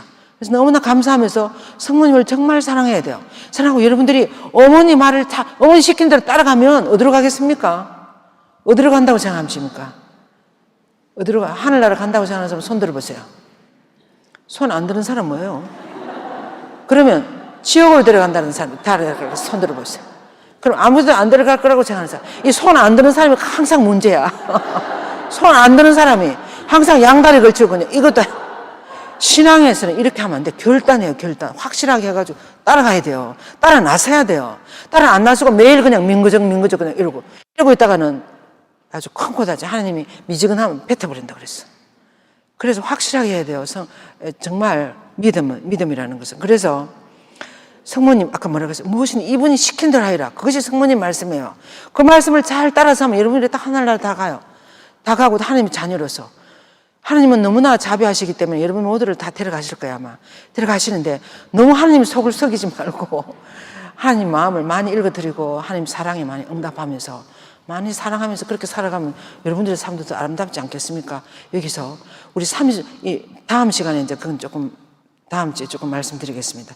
그래서 지금 여기 다 맡기고 이렇게 모자 관계를 맺어주고 가는 거예요. 그러시고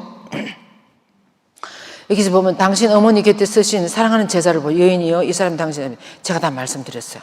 그 다음에 이제 예수님이 다져 그 책에 보면 이렇게 성모님이 저 아들을 무덤에 묻기 전에 너무 한번 안고 싶어서 성모님이 죽은 시신이라도 너무 안고 싶었어요. 만지고 싶었어요. 그래서 그 십자가 밑에 들어갈 때도 그 병사들한테 성모님이 막 애걸애걸 했어요. 내가 조금이라도 더 가까이 가고 싶었어요. 성모님은. 죽어가는 아들 옆에. 내가 필요하다고 생각했어요. 아들에게. 예수님 처음에 넘어졌을 때 그 패션 오브 크라이스트 영화 보면 그 성모님 옆에 가서 아들아. 성모님 이제 예수님 완전히 넘어져가지고 일어날 수가 없어. 그런데 성모님이 그때 막 뒷골목을 해가지고 빨리 달려가가지고 아들아 이렇게 하니까 예수님이 성모님 얼굴을 보고 뻘떡 일어나가지고 어머니 저는 모든 것을 새롭게 하겠습니다. 그리고 다시 일어나서 십자가를 지고 가요. 그것이 3초예요. 3초. 그런 것처럼 아들에게 힘을 줘야 된다고 지금 이 너무나 어려운 순간에 아들에게 힘을 줘야 돼. 성모님은 지금 아들에게 내가 필요하다는 걸 많이 느껴요. 그래서 십자가 밑에까지 가는 거예요. 그래서 십자가 밑에 서 계셨다고 해서 서게 쓰러진 게 아니고 서서 아들에게 힘을 주는 너는 이 사명을 끝까지 견뎌내야 된다. 성모님이 십자가 밑에 서 있는 건 예수님에게 엄청 힘이 됐을 거야, 아마. 여러분들도 엄청 어려울 때 누가 옆에 있으면 어떻습니까? 얼마나 힘이 됩니까? 바로 그런 거예요. 여러분들이. 그런데 성모님이 이 아들을 지금 삐했다, 유명한 완전히 이 고통을 끌어안는 거. 여러분들 생활 안에 이 고통을 끌어안는 거 쉽지 않아요. 삐했다. 예? 그래서 그렇지만 우리도 죽어야 부활해요. 죽지 않고 부활하는 법은 없습니다. 그래서 이 고통을 끌어안고 우리도 죽어야 그 다음에 부활이 있어요. 죽어야 돼요. 그래서 이 성모님은 지금 예수님 무릎에 이 시신을 받아들이시는 거예요. 그 책에서 보면 너무나 감동적으로 써놨어요. 삐었다 예수님을 안고. 그 다음에 성토요일에는 예수님 무덤에 묻어놓고 제자들 어떻게 됐어요? 다 도망갔어. 다 달아났어. 아무도 없어요. 그리고 무서워가지고 골방에 덜덜 떨고 문도 안으로 걸어 잠그고 그냥. 성모님만 예수님이 돌아가시면서 뭐라 그랬어요? 너희들은 예루살렘을 떠나지 말고 요한 사도하고 막달라 마리아하고 십자가 밑에 있는 성천하시면서 뭐라 그래? 너희들은 이 예루살렘 떠나지 말고 내가 협조자 누구를 보내줄 때 그 올 때까지 가서 다락방에 가서 기도하고 있으라 그랬어요. 그 말을 듣고 끝까지 듣고 실천 그렇게 해야 되겠다고 생각하는 사람은 성모님이 가장 확실했고 제자들은 거기 보면 그들 중에는 믿지 않는 사람 복음서에 그렇게 나와요. 믿지 않는 사람 있을 때 이렇게 나와요. 제자들의 믿음은 너무나 형편없었습니다. 성모님이 거기 안 계셨더라면 이 제자들 다 흩어졌을 거야 아마. 근데 성모님이 확실하게 정말 최후의 만찬 방이 있어요. 그 예루살렘에 가면. 거기 가서 그렇게 그 벽에다가 베로니카의 수건에 새겨준 예수님 얼굴을 붙여놓고 성모님 기도하는 거예요. 하나님 아버지께 아들을 살려달라고. 아들이 애고한 대로 살려달라고. 근데 왜 토요일이 성모님께 맡겨진다는가 하면 성토요일은 제자들은 처음 도망가버려 아무도 없어요. 이 교회를 지킨 분은 성모님 혼자서. 그래서 토요일이 성모님께 바쳐진 날이야. 기도하는 거예요. 아들이 간절히 너무나 눈물을 흘리면서 아들을 살려주시라고.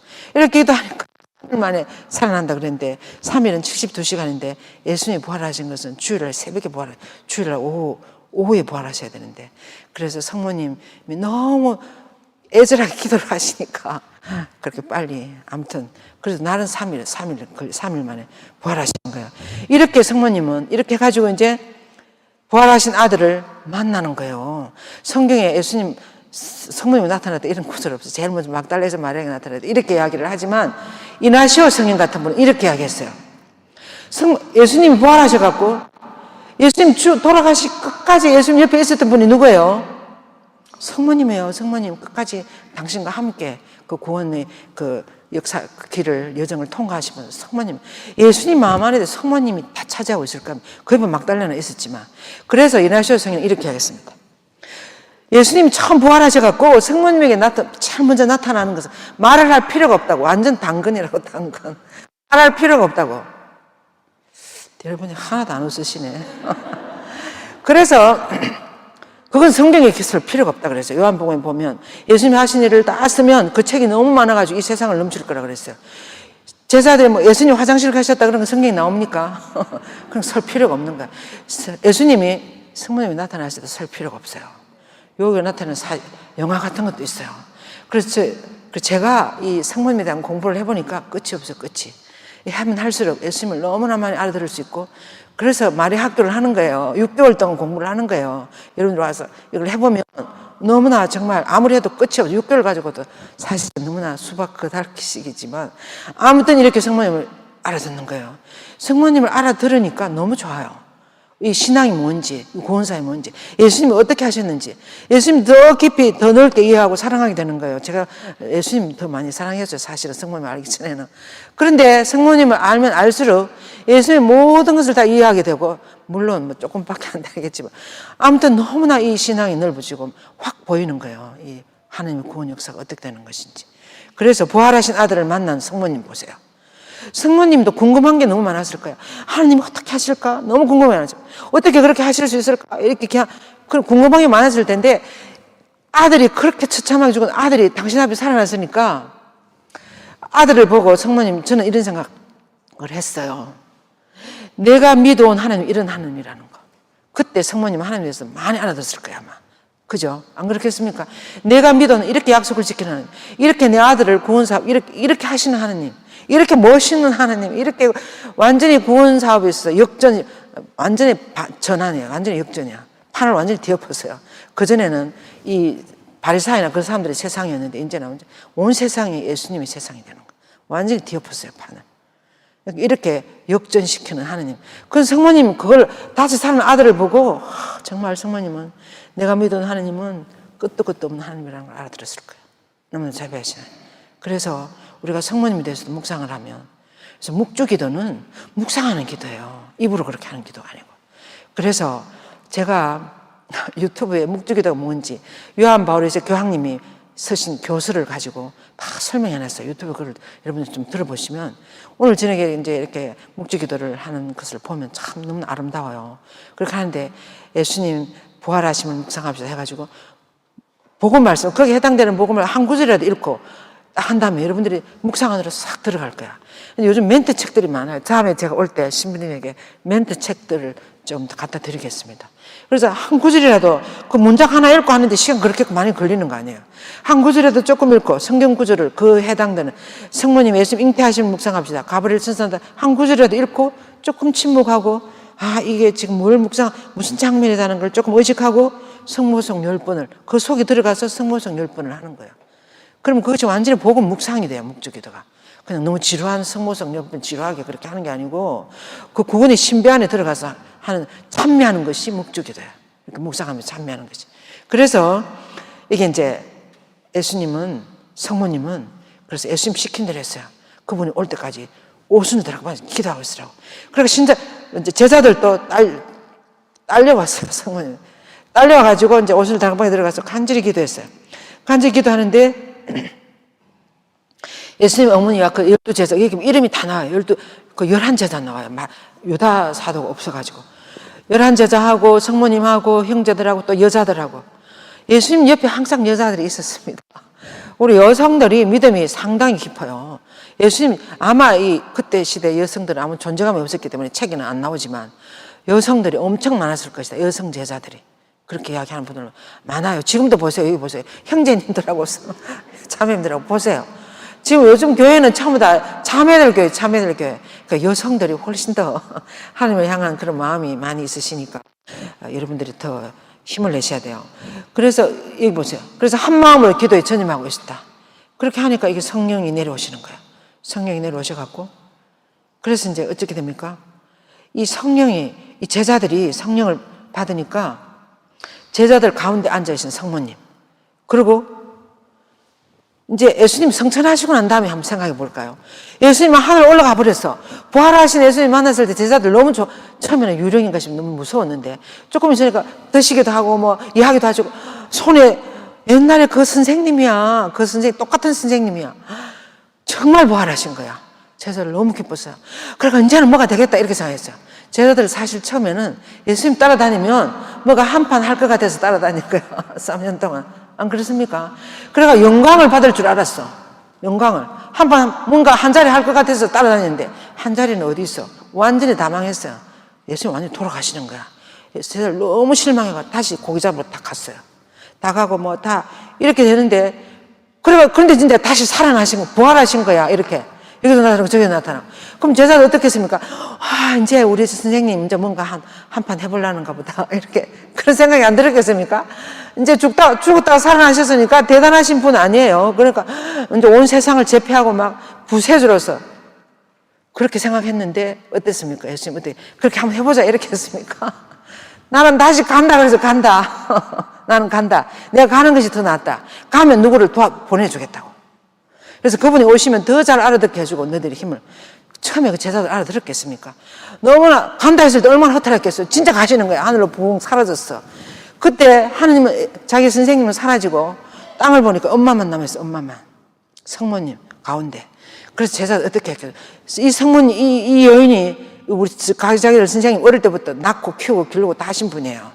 그러니까 이 제자들이 성모님한테 안 물어봤겠습니까? 우리 선생님 도대체 어떤 분이냐고 우리 어떻게 하면 좋겠냐고. 우리 뭔가 해보는 줄 아는데 가버리셨다고. 그래서 어떻게 하면 좋겠냐. 그럴 때 성모님은 그 영화가 있어요.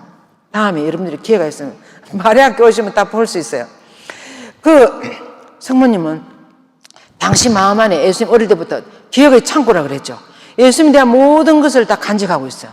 그 마음 안에 품고 있는 모든 이야기들을 다 이야기해 주는 거예요, 제자들한테. 무슨 말이에요? 예수님이 마옥간에서 태어났다는 것은 누가, 성모님하고 요셉 성인하고 그때 목동들하고 그밖에 몰라요. 근데 다 돌아가셨어. 지금 예수님 제자들이 지금 예수님 돌아가신 지금 벌써 30년 전이니까 다 돌아가셔서 그 사람들. 요셉 성인 다 살아있는 사람은 성모님밖에 없어요. 그렇죠?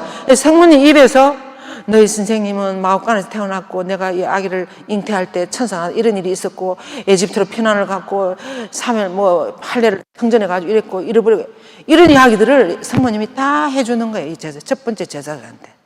그래서 그 첫 번째 제자를 다 듣고 서신 분이 마테오 사가고 그 다음에 또 루카 사가는 첫 번째 제자가 아니고 두 번째 제자예요. 그러니까 이 제자들의 말을 듣고 또 두 번째 제자가 서가지고 지금 복음서에 나와가지고 우리가 알게 되는 거야. 맞아요? 틀려요? 그러니까 성모님 입에서 다 나와요. 성모님 입에서 예수님 제자들은 다 이야기, 기억의 창고로서. 지금도 마찬가지예요. 그래서 루도비코 성인은 그걸 알아들었어요. 예수님을 잘 알려면 성모님한테 가야 된다.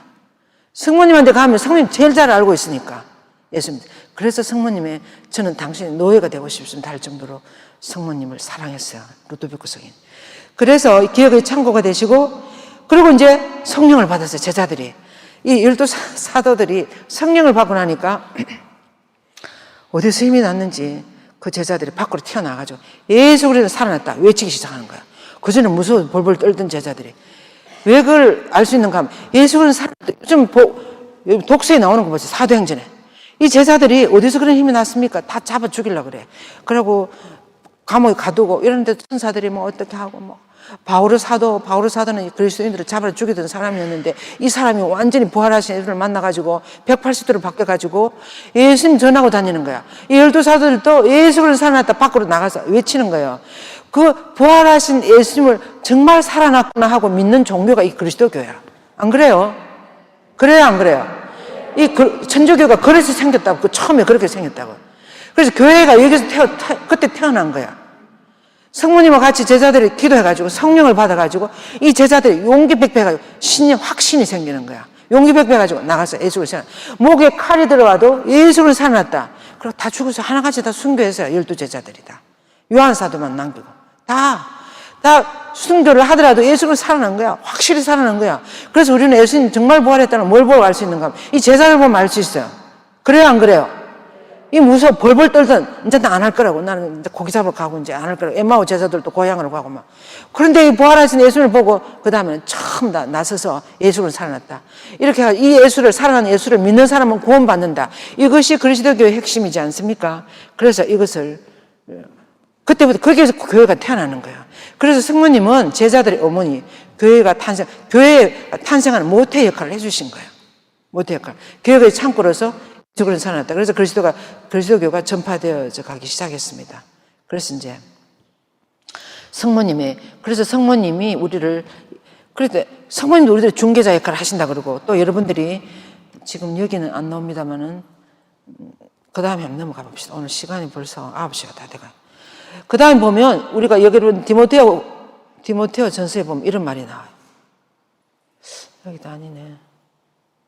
디모테오 전서에 보면 이런 말이 나와요. 하늘과 땅 사이에 우리들의 중개자는 예수 그리스도 한 분뿐입니다. 그 말이 나와요, 안 나와요? 나오죠? 여러분들이 성경을 별로 안 보시는 것 같아. 응? 여의도에 그래도 여유가 있고 좀 배우기도 하시고 그러셨을 텐데 이 성경 공부는 그렇게 안 하셔가지고 어쩌랍니까? 나중에 하늘나라 가서 입장이 곤란해질 거예요. 우리 수녀를 창설하신 하안토니오 신부님 이렇게 이야기했어요. 개신교 신자들이 나중에 하늘나라 가면 입장이 곤란해질 거라고. 왜 그러십니까? 하늘나라 가면 누가 계세요? 성모님 계시잖아. 그쵸? 성모님 계시는데 이 개신교 신자들 성모님 이렇게 하시하고 이렇게 얼굴을 어떻게 보겠습니까? 그래서 입장이 그하고 비슷한 것 같아요. 그래서 여기 보면 그 다음에 성모님이 교회의 전형이 된다고. 그래서 성모님은 근데 예수님은 이제 부활하셔버렸고 부활하시기까지 만들어 놓은 게 교회예요. 교회. 그리고 내 교회 일생 끝까지 함께 있겠다 그랬어요. 눈에 보이진 않지만 예수님도 이 교회와 함께 있겠다 그랬어요. 이 성모님 모든 관심은 이제 교회에 가는 거예요. 교회. 아들은 이제 끝났어. 아들은 다 끝났어. 부활하셨으니까. 끝나고 아들이 분신이라고 할 수 있는 교회에 성모님 오는 관심이 교회가 잘 돼야 되지 않겠습니까? 어머니에게. 온 마음이 이 교회에다 가는 거예요. 그래서 교회가 성모님처럼 되면 되는 거야. 이게 그 말을 지금 계속, 교회와 밀접한 결합되었다, 성모님이 그때부터. 그래가지고, 암브로시오 성인은 말씀대로 하나님의 어머니께서는 교회의 전형이시다.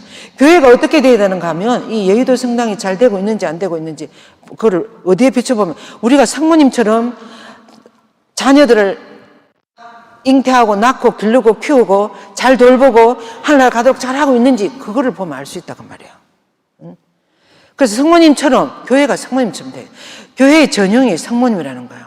성모님처럼 이렇게 모든 자녀들이 하늘나라 가도록 하늘나라 갈 수 있도록. 여러분들이 신부님, 순녀님 모두 하늘나라 가도록 이렇게 매일 하는데도 여러분들이 매일 세상에 집에 가면 텔레비전 다 보고 연속곡 다 보고 매일 세상 것이 내 안에 더 많이 들어오는 거야. 그렇지 않습니까, 여러분들이? 여러분들 하루를 살면서 하나님을 많이 생각해요, 세상을 많이 생각해요. 그럼 말할 것도 없을 거예요. 그런데 세상에 살면서도 하늘나라와 같이 살아갈 수가 있어요. 하늘나라는 멀리 있는 게 아니고 여러분들 안에 들어가 있어요. 우리 안에 들어가 있어요, 하늘나라가. 텔레비를 보면서도 하늘나라를 생각, 텔레비 볼 때 텔레비가 잘 안 꺼내지고 묵주기도를 하면서 텔레비를 보세요. 그럼 머지않아 그 텔레비가 이 완전 엉터리구나. 세상으로 나를 자꾸 이끌구나. 그거 알 수 있어요. 그거 끊도록 해줘요. 드라마 같은 거 끊도록 해줘요. 묵주기도가 성모님이 여러분들을 얼마나 지켜보고 계시는지 몰라. 얼마나 여러분들이 성령을 따라가기를 옆에 보고 계시는지 몰라. 그 성모님이 여러분들이 밤새도록 텔레비 보고 있는데 가만히 놔두겠습니까? 가만히 두지 않아요. 여러분 묵주기도를 하면서 텔레비를 보면 언젠가 성모님이 여러분들이 하늘나라를 향하도록 만들어주시는 거예요. 텔레비를 보면서도 그 무슨 뉴스나 이런 거 보면 기도하도록. 우크라이나 보고 기도하고 무슨 사건 기도하고. 기도할 것이 많아요. 뉴스 보면 얼마나 기도할 것이 많습니까? 그렇게 하고 이상한 드라마 그런 거는 보지 않는 것이 좋지 않겠습니까? 영적으로 너무나 도움이 하나도 안 돼요. 예수님의 말씀을 지키는데, 계명을 지키는데, 너희는 서로 사랑하라 이런 거 지키는데 아무런 도움이 안 돼요. 그러면 그래서 우리는 텔레비를 그냥 싹 닫아 놓습니다. 뉴스 중요한 것만 나오면 보고. 근데 일반 가정들은 또 너무 그렇게도 할 수 없겠죠. 그런데 텔레비를 완전히 열어놓고 사는 거예요. 이것은 완전히 세상으로 그냥 매일 내 마음이 세상으로 가도록 그러놓고 사는 거예요. 그러니까 완전히 노출되어 있는 거예요. 이 세속 정신에 완전히 노출되어 있는 거예요. 하늘나라 정신의 생각을 겨를이 없어. 겨우 묵주기도 하러 오든지 평일미서 오면 그때 요 성당 오면 하늘나라 좀 생각하다가 나가면 오늘 무슨 프로그램을 하는지 뭘 하는지 어디 가서 이런 생각하는 거예요. 그러니까 우리가 하늘나라, 여기서부터 지금 하늘나라랑 집에서, 가정에서도 하늘나라에 살아가야 되는데, 하늘나라하고 세상하고 다르다고 생각하는 거예요. 그것이 아니에요. 여러분들의 생활이 하늘나라를 향해서 나가면 여러분들이 얼마나 기쁘겠어요. 얼마나 행복한 신앙의 여정을 갈 수 있지 않겠습니까?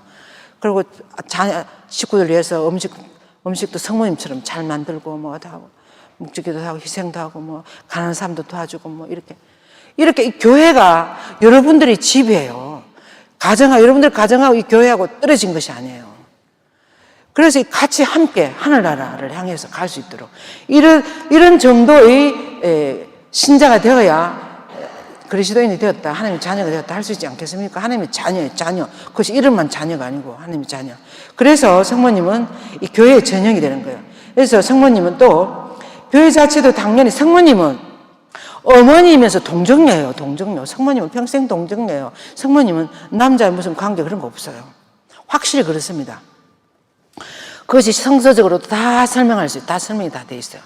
성모님은 완전 평생 동정녀예요. 그걸 믿을 교리를 선포하셔서.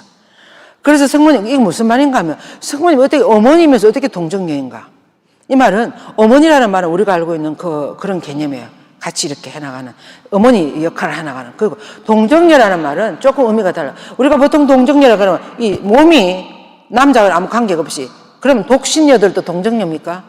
요즘 혼자 사는 여자 아이들 많잖아. 노처녀들 많잖아. 50 된 그 노처녀들도 동정녀라고 할 수 있어요. 동정녀라는 어감하고 독신녀라는 어감하고 같아요, 틀려요? 성당 안 다니는 독신녀들도 많아요. 이런 아이들 보고 동정녀라고 우리가 할 수가 없지. 동정녀라는 말은 오로지 하나님 말을 향해 살아가는 사람들 동정녀라 그래요. 우리 고모가 동정녀였어요. 우리나라에 수도원이 들어오기 전에 제가 태어나니까 벌써 할머니인데 동정녀라고 이렇게 수군을 쓰고 우리가 구교 집이었어요. 그래서 그때 수도원이 없으니까 동정생활을 하는 거예요. 수도원에 못 가고 결혼 안 하고. 그래서 동정이라는 말은 일생을 하나님을 향해서 사는 거예요. 여러분들도 동정을 살아야 돼요. 신앙의 동정, 하늘나라를 향한 동정. 무슨 말인가 하면 세례를 받고 세례받을 때 뭐라 그랬어요? 당신을 나의 주님으로 모시고 온전히 모든 것을 당신을 향해, 모든 사탄을 끊고 당신을 향해 살겠습니다. 그렇게 하겠어요. 그렇게 해놔놓고 집에 우환이 닥치고 뭐 하면 어떻게 하면 요즘 전 보러 가는 사람들도 많은가 봐. 어디 가서 물어보고 또 여기 잘 안 되니까 용한 무슨 목사님한테 갔다가 또 거기다 안 되니까 절에 갔다가 무슨 시주라나 뭐 그런 것을 많이 했다가 이리 갔다가 저리 갔다가 이것이 신앙의 동정을 깨는 모습이에요. 이것이 마음이 갈린 사람들이에요. 이것은 동정이라고 할 수 없어요. 이건 하나님의 자녀라고 할 수 없어요. 하나님의 자녀는 일생을 동정으로 세례받은 그 순간부터 온전히 하나님을 향해서 사는 것을 신앙의 동정을 사랑하는 것이라고 할 수 있어요. 그렇지 않습니까? 그렇죠? 그래서 신앙도 마찬가지. 여러분들이 어떨 때 너무 궁금해가지고 나도 한번 물어보러 갈까? 생각보다 요즘 많이 간다고 그래요. 이 현대인들이 너무나 호기심이 많고 궁금한 게 많은 거야. 그래서 정말 우리 하나님은 진리예요, 진리. 여러분들이 진리를 따라 살고 싶지 않습니까? 가짜를 따라 살고 싶습니까? 이 진리라는 말이 무슨 말인지 여러분들이 진리를 따라 나섰어요. 얼마나 귀한 길을 찾았는지 몰라요. 근데 이 길을 그냥 목숨 걸고 가야지. 근데 이 길이 얼마나 좋은지도 모르는 거예요. 그냥 길이요, 진리요, 생명이라는 예수님이 얼마나 좋은지 모르니까 뭐 그냥 이리도 갔다가 저리도 갔다가 그냥 미사만 하고, 주일 미사만 하고 살고 이렇게도 하는 거예요. 그래서 그런 것이 아니죠. 그래서 이게 지금 성모님은 어머니면서 동정녀. 교회도 어머니면서 동정녀로 살아야 되는 거예요. 무슨 말이에요? 오로지 하나님을 향해서. 오로지 하나님을. 무슨 신천지가 나오고 뭐 이상하게 나오니까, 우리 천주교도 뭐 어떻게 해야 돼? 이런 것이 아니야. 끝까지 목숨 걸고, 그것이 그런 모습으로 교회도 그렇게 살아가야 된다는 거죠. 그죠? 그렇게 해야 된다는 모습이고, 그 다음에 이제 그래서 성모님은 교회가 탄생하고 제자들이 막 나가서 선포하고 이렇게 할 때 아마 이 전성에 의하면 성모님이 60세, 70세, 정확한 거 아무도 몰라요. 그럴 때 돌아가시지 않았어요. 이럴 때는 벌써 60세, 70세 됐다는 말은, 성모님이 그렇게 됐다는 말은 벌써 AD 한 40년, 50년 이렇게 됐을 거예요. 그렇게 돌아가셨기 때문에 교회가 벌써 다 많이 전파됐어요. 바오로 사도나 이런 분들은 벌써 지중해 연안에 소아시아에 벌써 말씀을 다 전하고, 사도들은 벌써 성경도 쓰시고 순교도 당하고 교회가 이제 활발하게 성모님이 없어도 되는. 그럴 때 이제 성모님 돌아가셨어요. 돌아가시니까 이렇게 성모님 돌아가셨는데 어떻게 됐어요? 하늘로 올라가셨어요. 누가 들고 올라가셨어요? 성모님 저절로 올라가셨어요? 누가 들고 올라가셨어요? 우리 저 뒤에 계신 형제님들 한번 대답해 보세요. 성모님 저절로 올라갔어요? 누가 들고 올라갔어요? 누가 들고 올라가셨을까요? 예수님이 들고 올라가시는 거야. 어머니가 있으니까 예수님 성모님 얼마나 사랑했는지 몰라요. 요한 에데슨 같은 분은 이렇게 이야기했습니다. 온 세상 성인 성녀, 온 세상 사람들이 성모님을 사랑하는 것을 예수님이 성모님 사랑하는데 비하면 아무것도 아니라 그랬어요. 이 다 합해도. 그만큼 예수님은 성모님 사랑했어요. 그래서 성모님 보니까 성모님 죄가 없는 분이에요. 죽음은 죄의 결과예요. 그래서 성모님 데리고 올라가시는 거야. 그 여러 가지 전성이 많아요. 야고보여경 이런 데 보면 성모님 돌아가셨는데 뭐 천사들이 내려가 들어가 여러 가지 이야기들이 많아요. 관을 열었는데 뭐 향기만 나고 시신이 없었다. 그런. 아무튼 성모님 성천하셨다. 뭘 보고 알 수 있는가 하면 초대교회 200년밖에 안 된 그 시대에 처음으로 성모님께 드린 기도가 습든 프레지디움이라고. 천주의 성모여 당신께 달아드는 저희들의 기도를 물리치지 마시고 항상 들어주셔서 복되시고 영원한 동정녀. 이 기도가 2세기 200년대 사람들이 했던 게 처음 기도예요. 그 기도에 보면 하나님 어머니 복되신 동정 마리아 우리를 이렇게 도와주셔서, 이 말은 성모님이 어디 계신다는 말이에요? 하늘에 계신다는 말이에요. 200년 이럴 때부터 성모님 하늘에 계신다고 믿었어요. 그때부터. 지금 2023년인데 200년대 그때 진짜 사람들 다 믿었어요. 성모님이 하늘나라에 안 올라가고 성모님 지금 무덤 어디 있습니까? 성모님 무덤 있어요, 없어요? 성모님 살았다는 집은 어디에서 나타나는데 성모님 무덤 없어요. 예수님 무덤 없어요. 예수님 돌아가신 무덤이 있지만 시신 같은 거 없어요. 있었으면 난리 났을 거예요, 온 세상 사람들이. 성모님도 마찬가지예요. 그래서 성모님 하늘에 올라가신 거예요. 벌써 사람들 그렇게 믿고 있는 거야. 성모 성천 하늘에 계신다. 그래서 하늘에 계신 성모님께 기도하는 거예요. 200년대 그때 사람부터 지금까지 그런데 이 성모성천 교회가 선포는 1950 우리나라 유교계로 거의 됐어요. 왜 이렇게 오래됐느냐? 성모성천 했다는 것이 성경에 있어요, 없어요? 없어요. 그러니까 개신교 신자들이나 다른 타 종교의 관계에 있어서 이게 제대로 문제가 되니까 나중에 미루다가 1950년에 성모님은 성천하셨다. 교회에서 믿을 교리로 그렇게 선포하셨어요. 그래서 성모님 하늘나라 올라가. 그럼 하늘나라 올라가신 이제 나는 이제 할 일 다 했다. 이제 너희들이 좀 해봐라. 이러고 성모님 하늘나라에서 가만히 계십니까? 가만히 계시 아니면 지금 여기도 살아 계십니까? 전자예요, 후자예요? 손 한번 들어볼까요? 성모님 여기 살아 계신다고 생각하는 사람 손 들어보세요. 하늘나라에 가만히 계신다고 생각하는 손 들어보세요. 제가 아까 누가 제일 문제라 그랬어요? 손 안 드는 사람이 문제. 손 안 드는 사람. 성모님 여기 계세요. 뭘 보고 알 수 있냐? 성모님이 지금도 우리 세상 모든 것을 다 알고 계시고, 다 보고 계시고, 우리를 어떻게, 사탄과의 싸움이 지금도 치열하게 벌어지고 있어요, 온 세상에. 여기서 정말 그런데 마지막은 티 없이 내 성심이 승리한다 그랬어. 성모님 이길 거예요. 성경에다 그래서 뱀의 머리를 밟는다 그랬잖아요. 진리가 승리한다는 것도 여러분 믿죠? 여러분들도 선이 승리한다고 믿지 않습니까? 아무리 악이 세상을 다 휩쓸고 하더라도 진리가 승리할 것이다. 그것이 우리 믿음이에요. 그런 것처럼 지금 이 성모님 여기 살아계신다. 뭘 보고 알 수 있는가 하면 성모님 발현을 보면 알 수 있어요. 성모님 파티마에서 확실히 발현하시다고 교황청에서 다 발표했어요. 그 산골짜기가 지금 가보세요. 100만 명씩 모여서 우리 수녀원 분원도 거기 파티마 있는데 사람들이 얼마나 많이 오는지 몰라요. 성모님 안 나타나시는데 그렇게 하겠습니까? 근데 성모님 파티마에 왜 오셨어요? 공산주의 때문에 오셨어요. 공산주의라는 공산주의는 하나님을 확 밟아버리는 사상이에요. 그런 무서운 사조가 이 지구의 반 이상을 차지하는 그런 공산주의 일어날 때 파티마에 성모님 나타나죠. 파티마 성모님에 대해서 우리 마지막으로 우리 수녀님 와서 이야기해 줄 거예요. 그래서 성모님은 루르드에서 나타난 이유가 있어요. 원죄 없이 잉태되셨다네요. 그거 안 믿는 거야, 사람들이. 안 믿고 묵주기도를 그렇게 많이 하라. 묵주기도를 한다는 것은 복음을 묵상하라는 말입니다. 이제 그렇게 알아들어야 돼요. 아시겠습니까? 묵주기도 백단하면 뭐 들어준다 주세요 할 때 아이들 무슨 시험 칠 때 묵주기도 54일 기도했는 이런 기도가 아니고 묵주기도라는 것은 복음을 묵상하는 기도예요. 아시겠어요?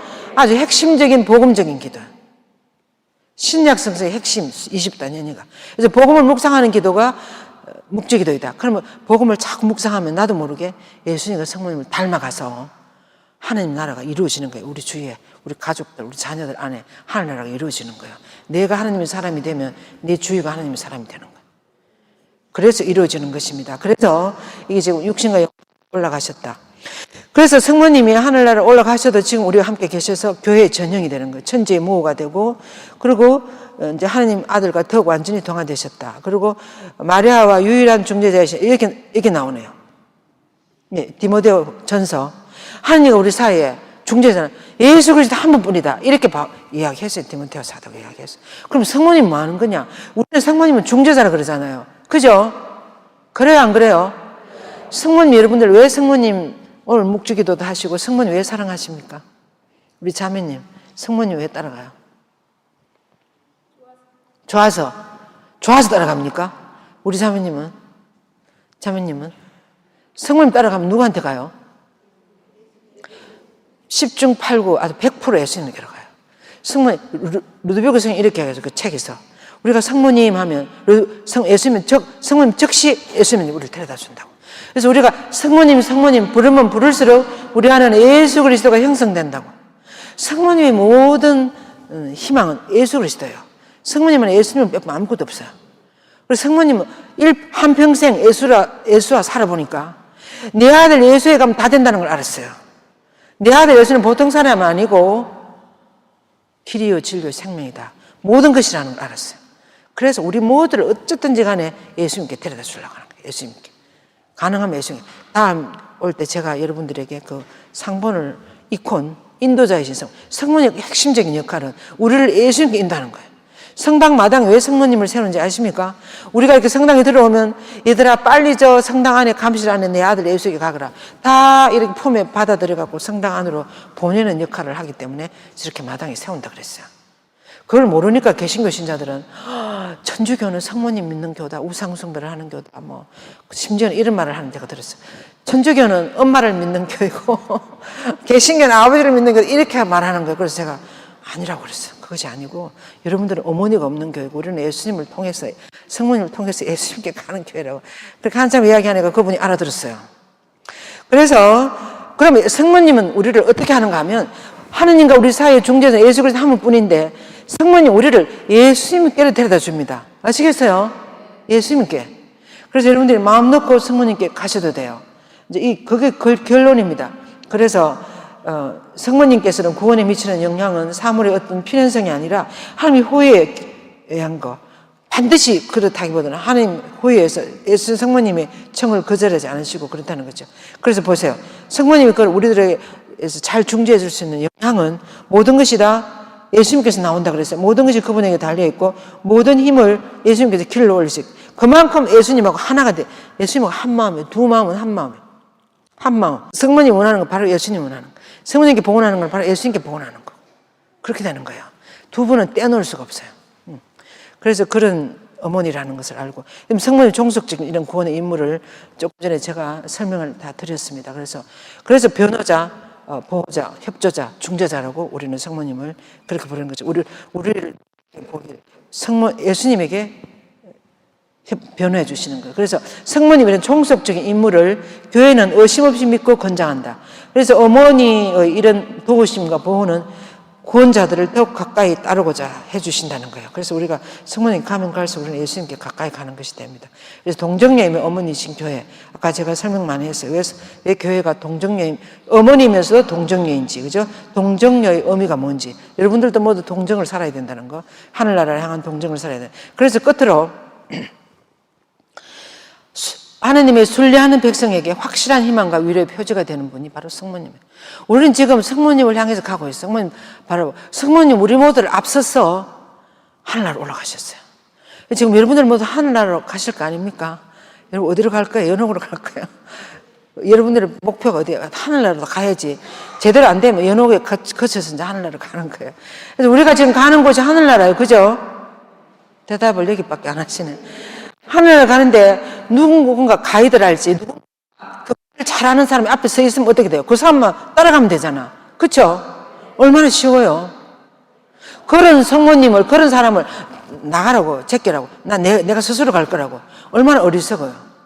그래서 성모님은 살아봤어요. 벌써 예수님을 따라서 살아봤어요. 살아보고 그러니까 하늘나라 올라갔어요. 완전히 성리한 성모님 모습, 또 우리를 앞서서 하늘나라에 들어가신 성모님 모습 환히 보여주고 있는 거예요. 성모성천은 그런 것을 보여줘요. 그래서 우리들 눈앞에 확실한 희망과 위로의 표지로서 항상 우리를 인도하고 계시는 거예요. 그래서 여기서 보면 이제 이렇게 돼 있어요. 성모님은 이미 영광을 받으시면 내세 완성될 교회의 표상이 되시고 시작이 되시는 것처럼 지상에서 주님의 날이 올 때까지 순례하는 백성에게 확실한 희망과 위로의 표지로서 빛나고 있다. 모든 그리스도인은 하느님의 모친이시며 사람들의 어머니이신 성모님께, 그리스도인이든 아니든 모든 인류 가족이 정말 이 한 백성이 되어서 삼위일체 하나님께 나아가도록 이렇게 기원하는 것이 우리 모든 그리스도인들의 소망이에요. 우리 모두의 소망. 그렇지 않습니까? 우리가 믿고 있는 삼위일체 하나님 아버지는 이 세상의 모든 것이라고 우리가 믿고 있어요. 그래서 우리 모두가 하나님 백성이 되어야 된다는 거예요. 그죠? 그래서 인류의 어머니가 되는 거예요. 성모님은. 우리 모두의. 성모님이 나의 어머니라고 생각하는 사람 손 들어보세요. 저 수녀님 왜 저렇게 빨리 마치지? 왜 저렇게 늦게까지 저렇게. 지금 가방을 들었다 놨다 하시는 분이. 성모님이 나의 어머니라고 생각하는 사람 손 들어보시라고. 어버이날 친정에 있는 엄마만이 엄마가 아니고 성모님이 정말 나의 어머니라고 생각하는 손 들어보세요. 우리 형제님 손 안 들으시는 분이 있어요. 성모님 정말 나의 어머니라고 생각하세요. 성모님은 우리가 생각하는 것보다 더 우리들의 어머니예요. 우리를 더 잘 알아요. 우리를 더 행복해지기를 원하고 계십니다. 내보다도 내가 더 행복해지기를 원하시는 분이 예수님 성모님이에요. 그것이 믿음이요. 그것이 우리가 이 신앙이 감사한 이유예요. 하나님은 우리를 이렇게 기쁘게 살아가도록 하려고 당신의 외아들을 내줬다니까요. 여러분들 그렇게 하겠습니까? 우리가 얼마나 큰 은총을 받고 있는지 몰라. 예수님과 성모님 우리 앞서서 우리를 하나를 데려가려고 이렇게 무서운 그 십자가형 그 고난의 길을 통과하셨다고 두 분이. 그래 우리들을 하여금 이 따라가기만 하면 그분들을 믿고 따라가기만 하면 되도록 이렇게 길을 다 닦아 놓으신 거야. 그래서 그런데 사실은 예수님과 성모를 따라갈 때 십자가가 하나도 없다 그게 아니에요. 반드시 고통의 길을 거쳐서 하나를 가게 돼 있어요. 그럼 이 두 분을 따라서 가면 잘 갈 수 있는 거야. 견뎌낼 수 있는 힘을 주시고 희망과 위로가 있으면 어떤 고통이라도 통과할 수 있어요. 희망이 있으면 그리고 또 믿음이 있으면. 그래서 인류의 어머니로서 우리를 앞서서 지금 이렇게 하고 계신다는 거죠. 그죠? 그리고 이제 중재자이신 어머니. 여기 보세요. 이거 야곱의 사닥다리예요. 그래서 성모님은 이 야곱의 사닥다리를 묵주기도로 하는 사람도 있어요. 여러분들은 묵주기도를 사랑하시면 행복한 사람 될 수 있어요. 여러분들 사는 목표가 뭐예요? 행복이에요, 행복. 돈 많아지는 게 목표입니까? 뭐 높은 자리에 올라가는 행복. 행복하게 사는 것이 목표야, 우리가 모든 사람이다. 우리가 행복해지려면 어떻게 하면 행복해지는가 하면 하느님을 닮아가면 갈수록 행복해져요. 안 그래요? 온 세상 돌아다니 보세요. 하느님 안 닮으면 행복이 없어요. 집안에서도 하느님을 닮아 삶을 자꾸 살아가면 행복해서 감사하는 거야. 너무 감사한 거야. 이 신앙이 얼마나 감사한 거지. 여러분들이 하나님 자녀가 되는 거 돈 주고 샀어요. 하나님 우상을 여러분들을 다 뽑았어. 이 대한민국의 개신교 신자 다 합쳐서도 30% 그리스도인 채 안 돼요. 그 중에 여러분들이 뽑혀가고 하나님 자녀가 됐어요. 그런데 이 귀한 선물을 받았는데 이 귀한 선물 얼마나 감사한 것인지. 그리고 앞으로 또 하나님 앞에 갈 건데 100년도 못 살고 가야 되는데 이 세상이 전부라고 생각하고 사는 거야. 얼마나 답답하겠어요. 예수님과 성모님 보면. 이 세상이 아무렇게 100년이야 100년. 그러니 우리는 영혼을 향해 살아가는 사람들이에요. 영원한 생명. 그래서 여러분들이 결단을 해야 돼요. 내가 이 세상이 전부다라고 생각하고 이 세상 매일 이 세상 것만 생각하면서 살아갈 것인가, 아니면은 정말 영혼을 향해서 살아갈 것인가. 그런데 그렇게 살면 이 세상에서도 영혼을 향해 살아가는 사람은 더 행복하게 살아가요. 기쁘게 마음이 행복이 어디 있습니까? 이 마음의 기쁨이 행복이에요. 그렇지 않습니까? 근데 이 세상이 전부다라고 생각하는 사람이 기쁘겠으면 돈 많은 사람들 한번 보세요. 높은 자리에 올라가면 정치하고 막 그런 사람은 기쁨이 어디. 우리나라 대통령 하는 사람 너무나 불쌍한 것 같아. 안 그래요? 그러니까 여러분들이 아주 기쁘게 이 감사해야 돼. 감사. 얼마나 큰 선물을 받아. 성모님이 내 뱃속에 주님이 어머니가 들었다는, 내가 주님이 엄마가 됐다는 걸 알고 그렇게 노래를 불렀어요. 마니피카스. 이 마니피카스는 여러분들이 노래예요. 우리들의 노래예요. 우리도 우리 안에 예수님 들어오시잖아요. 매일 영성제 할 때마다. 그때마다 마니피카스를 부르는 거야. 내 안에 예수님 들어오셨으니까. 이 신앙은 살아있는 것입니다. 머릿속에 들은 것도 아니고 그냥 항상 생각하고 뭐 묵상만 하는 거죠. 생활 안에서 내가 성당에 다니고 나는 이렇게 기쁘다. 나는 이렇게 해서 희망이 있다. 나는 이렇게 우리 집이 사업이 많아도 나는 희망이 있다. 그래서 기쁘게 용기 있게 살아가는 사람들이 그리스도인들이야. 그리스도인들. 누구도 그걸 저기할 수 없는 사람들. 2차 대전의 히틀러 치하에서도 그리스도인들이 살아났어요. 그리고 마리 학교는 이런 게 마리 학교예요. 신부님한테 찾아가는 마리 학교 그런 거 좀 자료를 드리고 했는데. 그런데 마리 학교에 대해서 알고 싶으면 가장 간단한 방법. 유튜브에 들어가셔갖고 서울 마리 학교 치면 마리 학교 소개가 싹 다 나와요. 영상으로도 만들어져 있습니다. 뭘 가르치고 뭐 누가 가르치고 뭐 어떻게 하고 뭐 다 나오니까 소개 영상 같은 거 한번 보시고, 여러분들이 신앙이 자라나게 하려면 물론 예수님에 대해서 예수님 정말 사랑해지만 성모님에 대해서 알면 두루두루 다 이렇게 너무나 잘 알 수 있게 돼요. 그래서 제가 그럼 마리학 졸업한 사람 전에 어떤 분 그랬어요. 이런 성모님을 향해서 예비자 교리반에 좀 넣어야 된다고. 이분이 예비자 교리하고 오신 지가 얼마 안 됐는데 예비자 교리 시간에 성모님에 대해서 한마디도 안 하더라는 거라. 이런 걸 예비자 교리 시간에 좀 이야기해 줬으면 얼마나 좋겠냐면서 묵주기도도 하는 방법만 가르쳐 주더래. 그 의미에 대해서는 하나도 안 가르쳐 주고. 그래서 우리가 얼마나 어떻게 보면 얼마나 엉터리를 하는지 몰라요. 핵심을 알아요. 그래서 모든 그리스도교 가톨릭 신자들은 이 성모님에 대한 공부를 해야 돼요. 그래야 정말 우리 가톨릭 교회가 뭔지도 알게 되고 개신교 신자들은 가톨릭 교회가 얼마나 훌륭한 교회인지도 설명해 줄 수도 있고 그렇게 되는 거예요. 그래서 좀 떳떳한 좀 자신감이 있는 그리스도인이 돼야 되는 거예요. 그렇지 않습니까? 예. 그래서 여러분들이 이렇게 좀 하셨으면 좋겠습니다. 예. 그래서 끝으로 이 성 베르나르도의 기도를 바치면서 마치겠습니다. 성부와 성자와 성령의 이름으로 다 같이 할까요? 성모님을 따르니 길 잃지 않고 천천히 성모님께 의지하니 실망하지 않는 성모님을 생각하니 헤매지 않고 성모님이 붙드시니 넘어지지 않네. 성모님이 감싸시니 두렵지 않고 성모님이 이끄시니 지치지 않네. 성모님이 도우시니 목표에 이르네. 영광이 성부와 성자와 성령께 성부와 성자와 성령의 이름으로. 네, 수고 많으셨습니다. 감사합니다.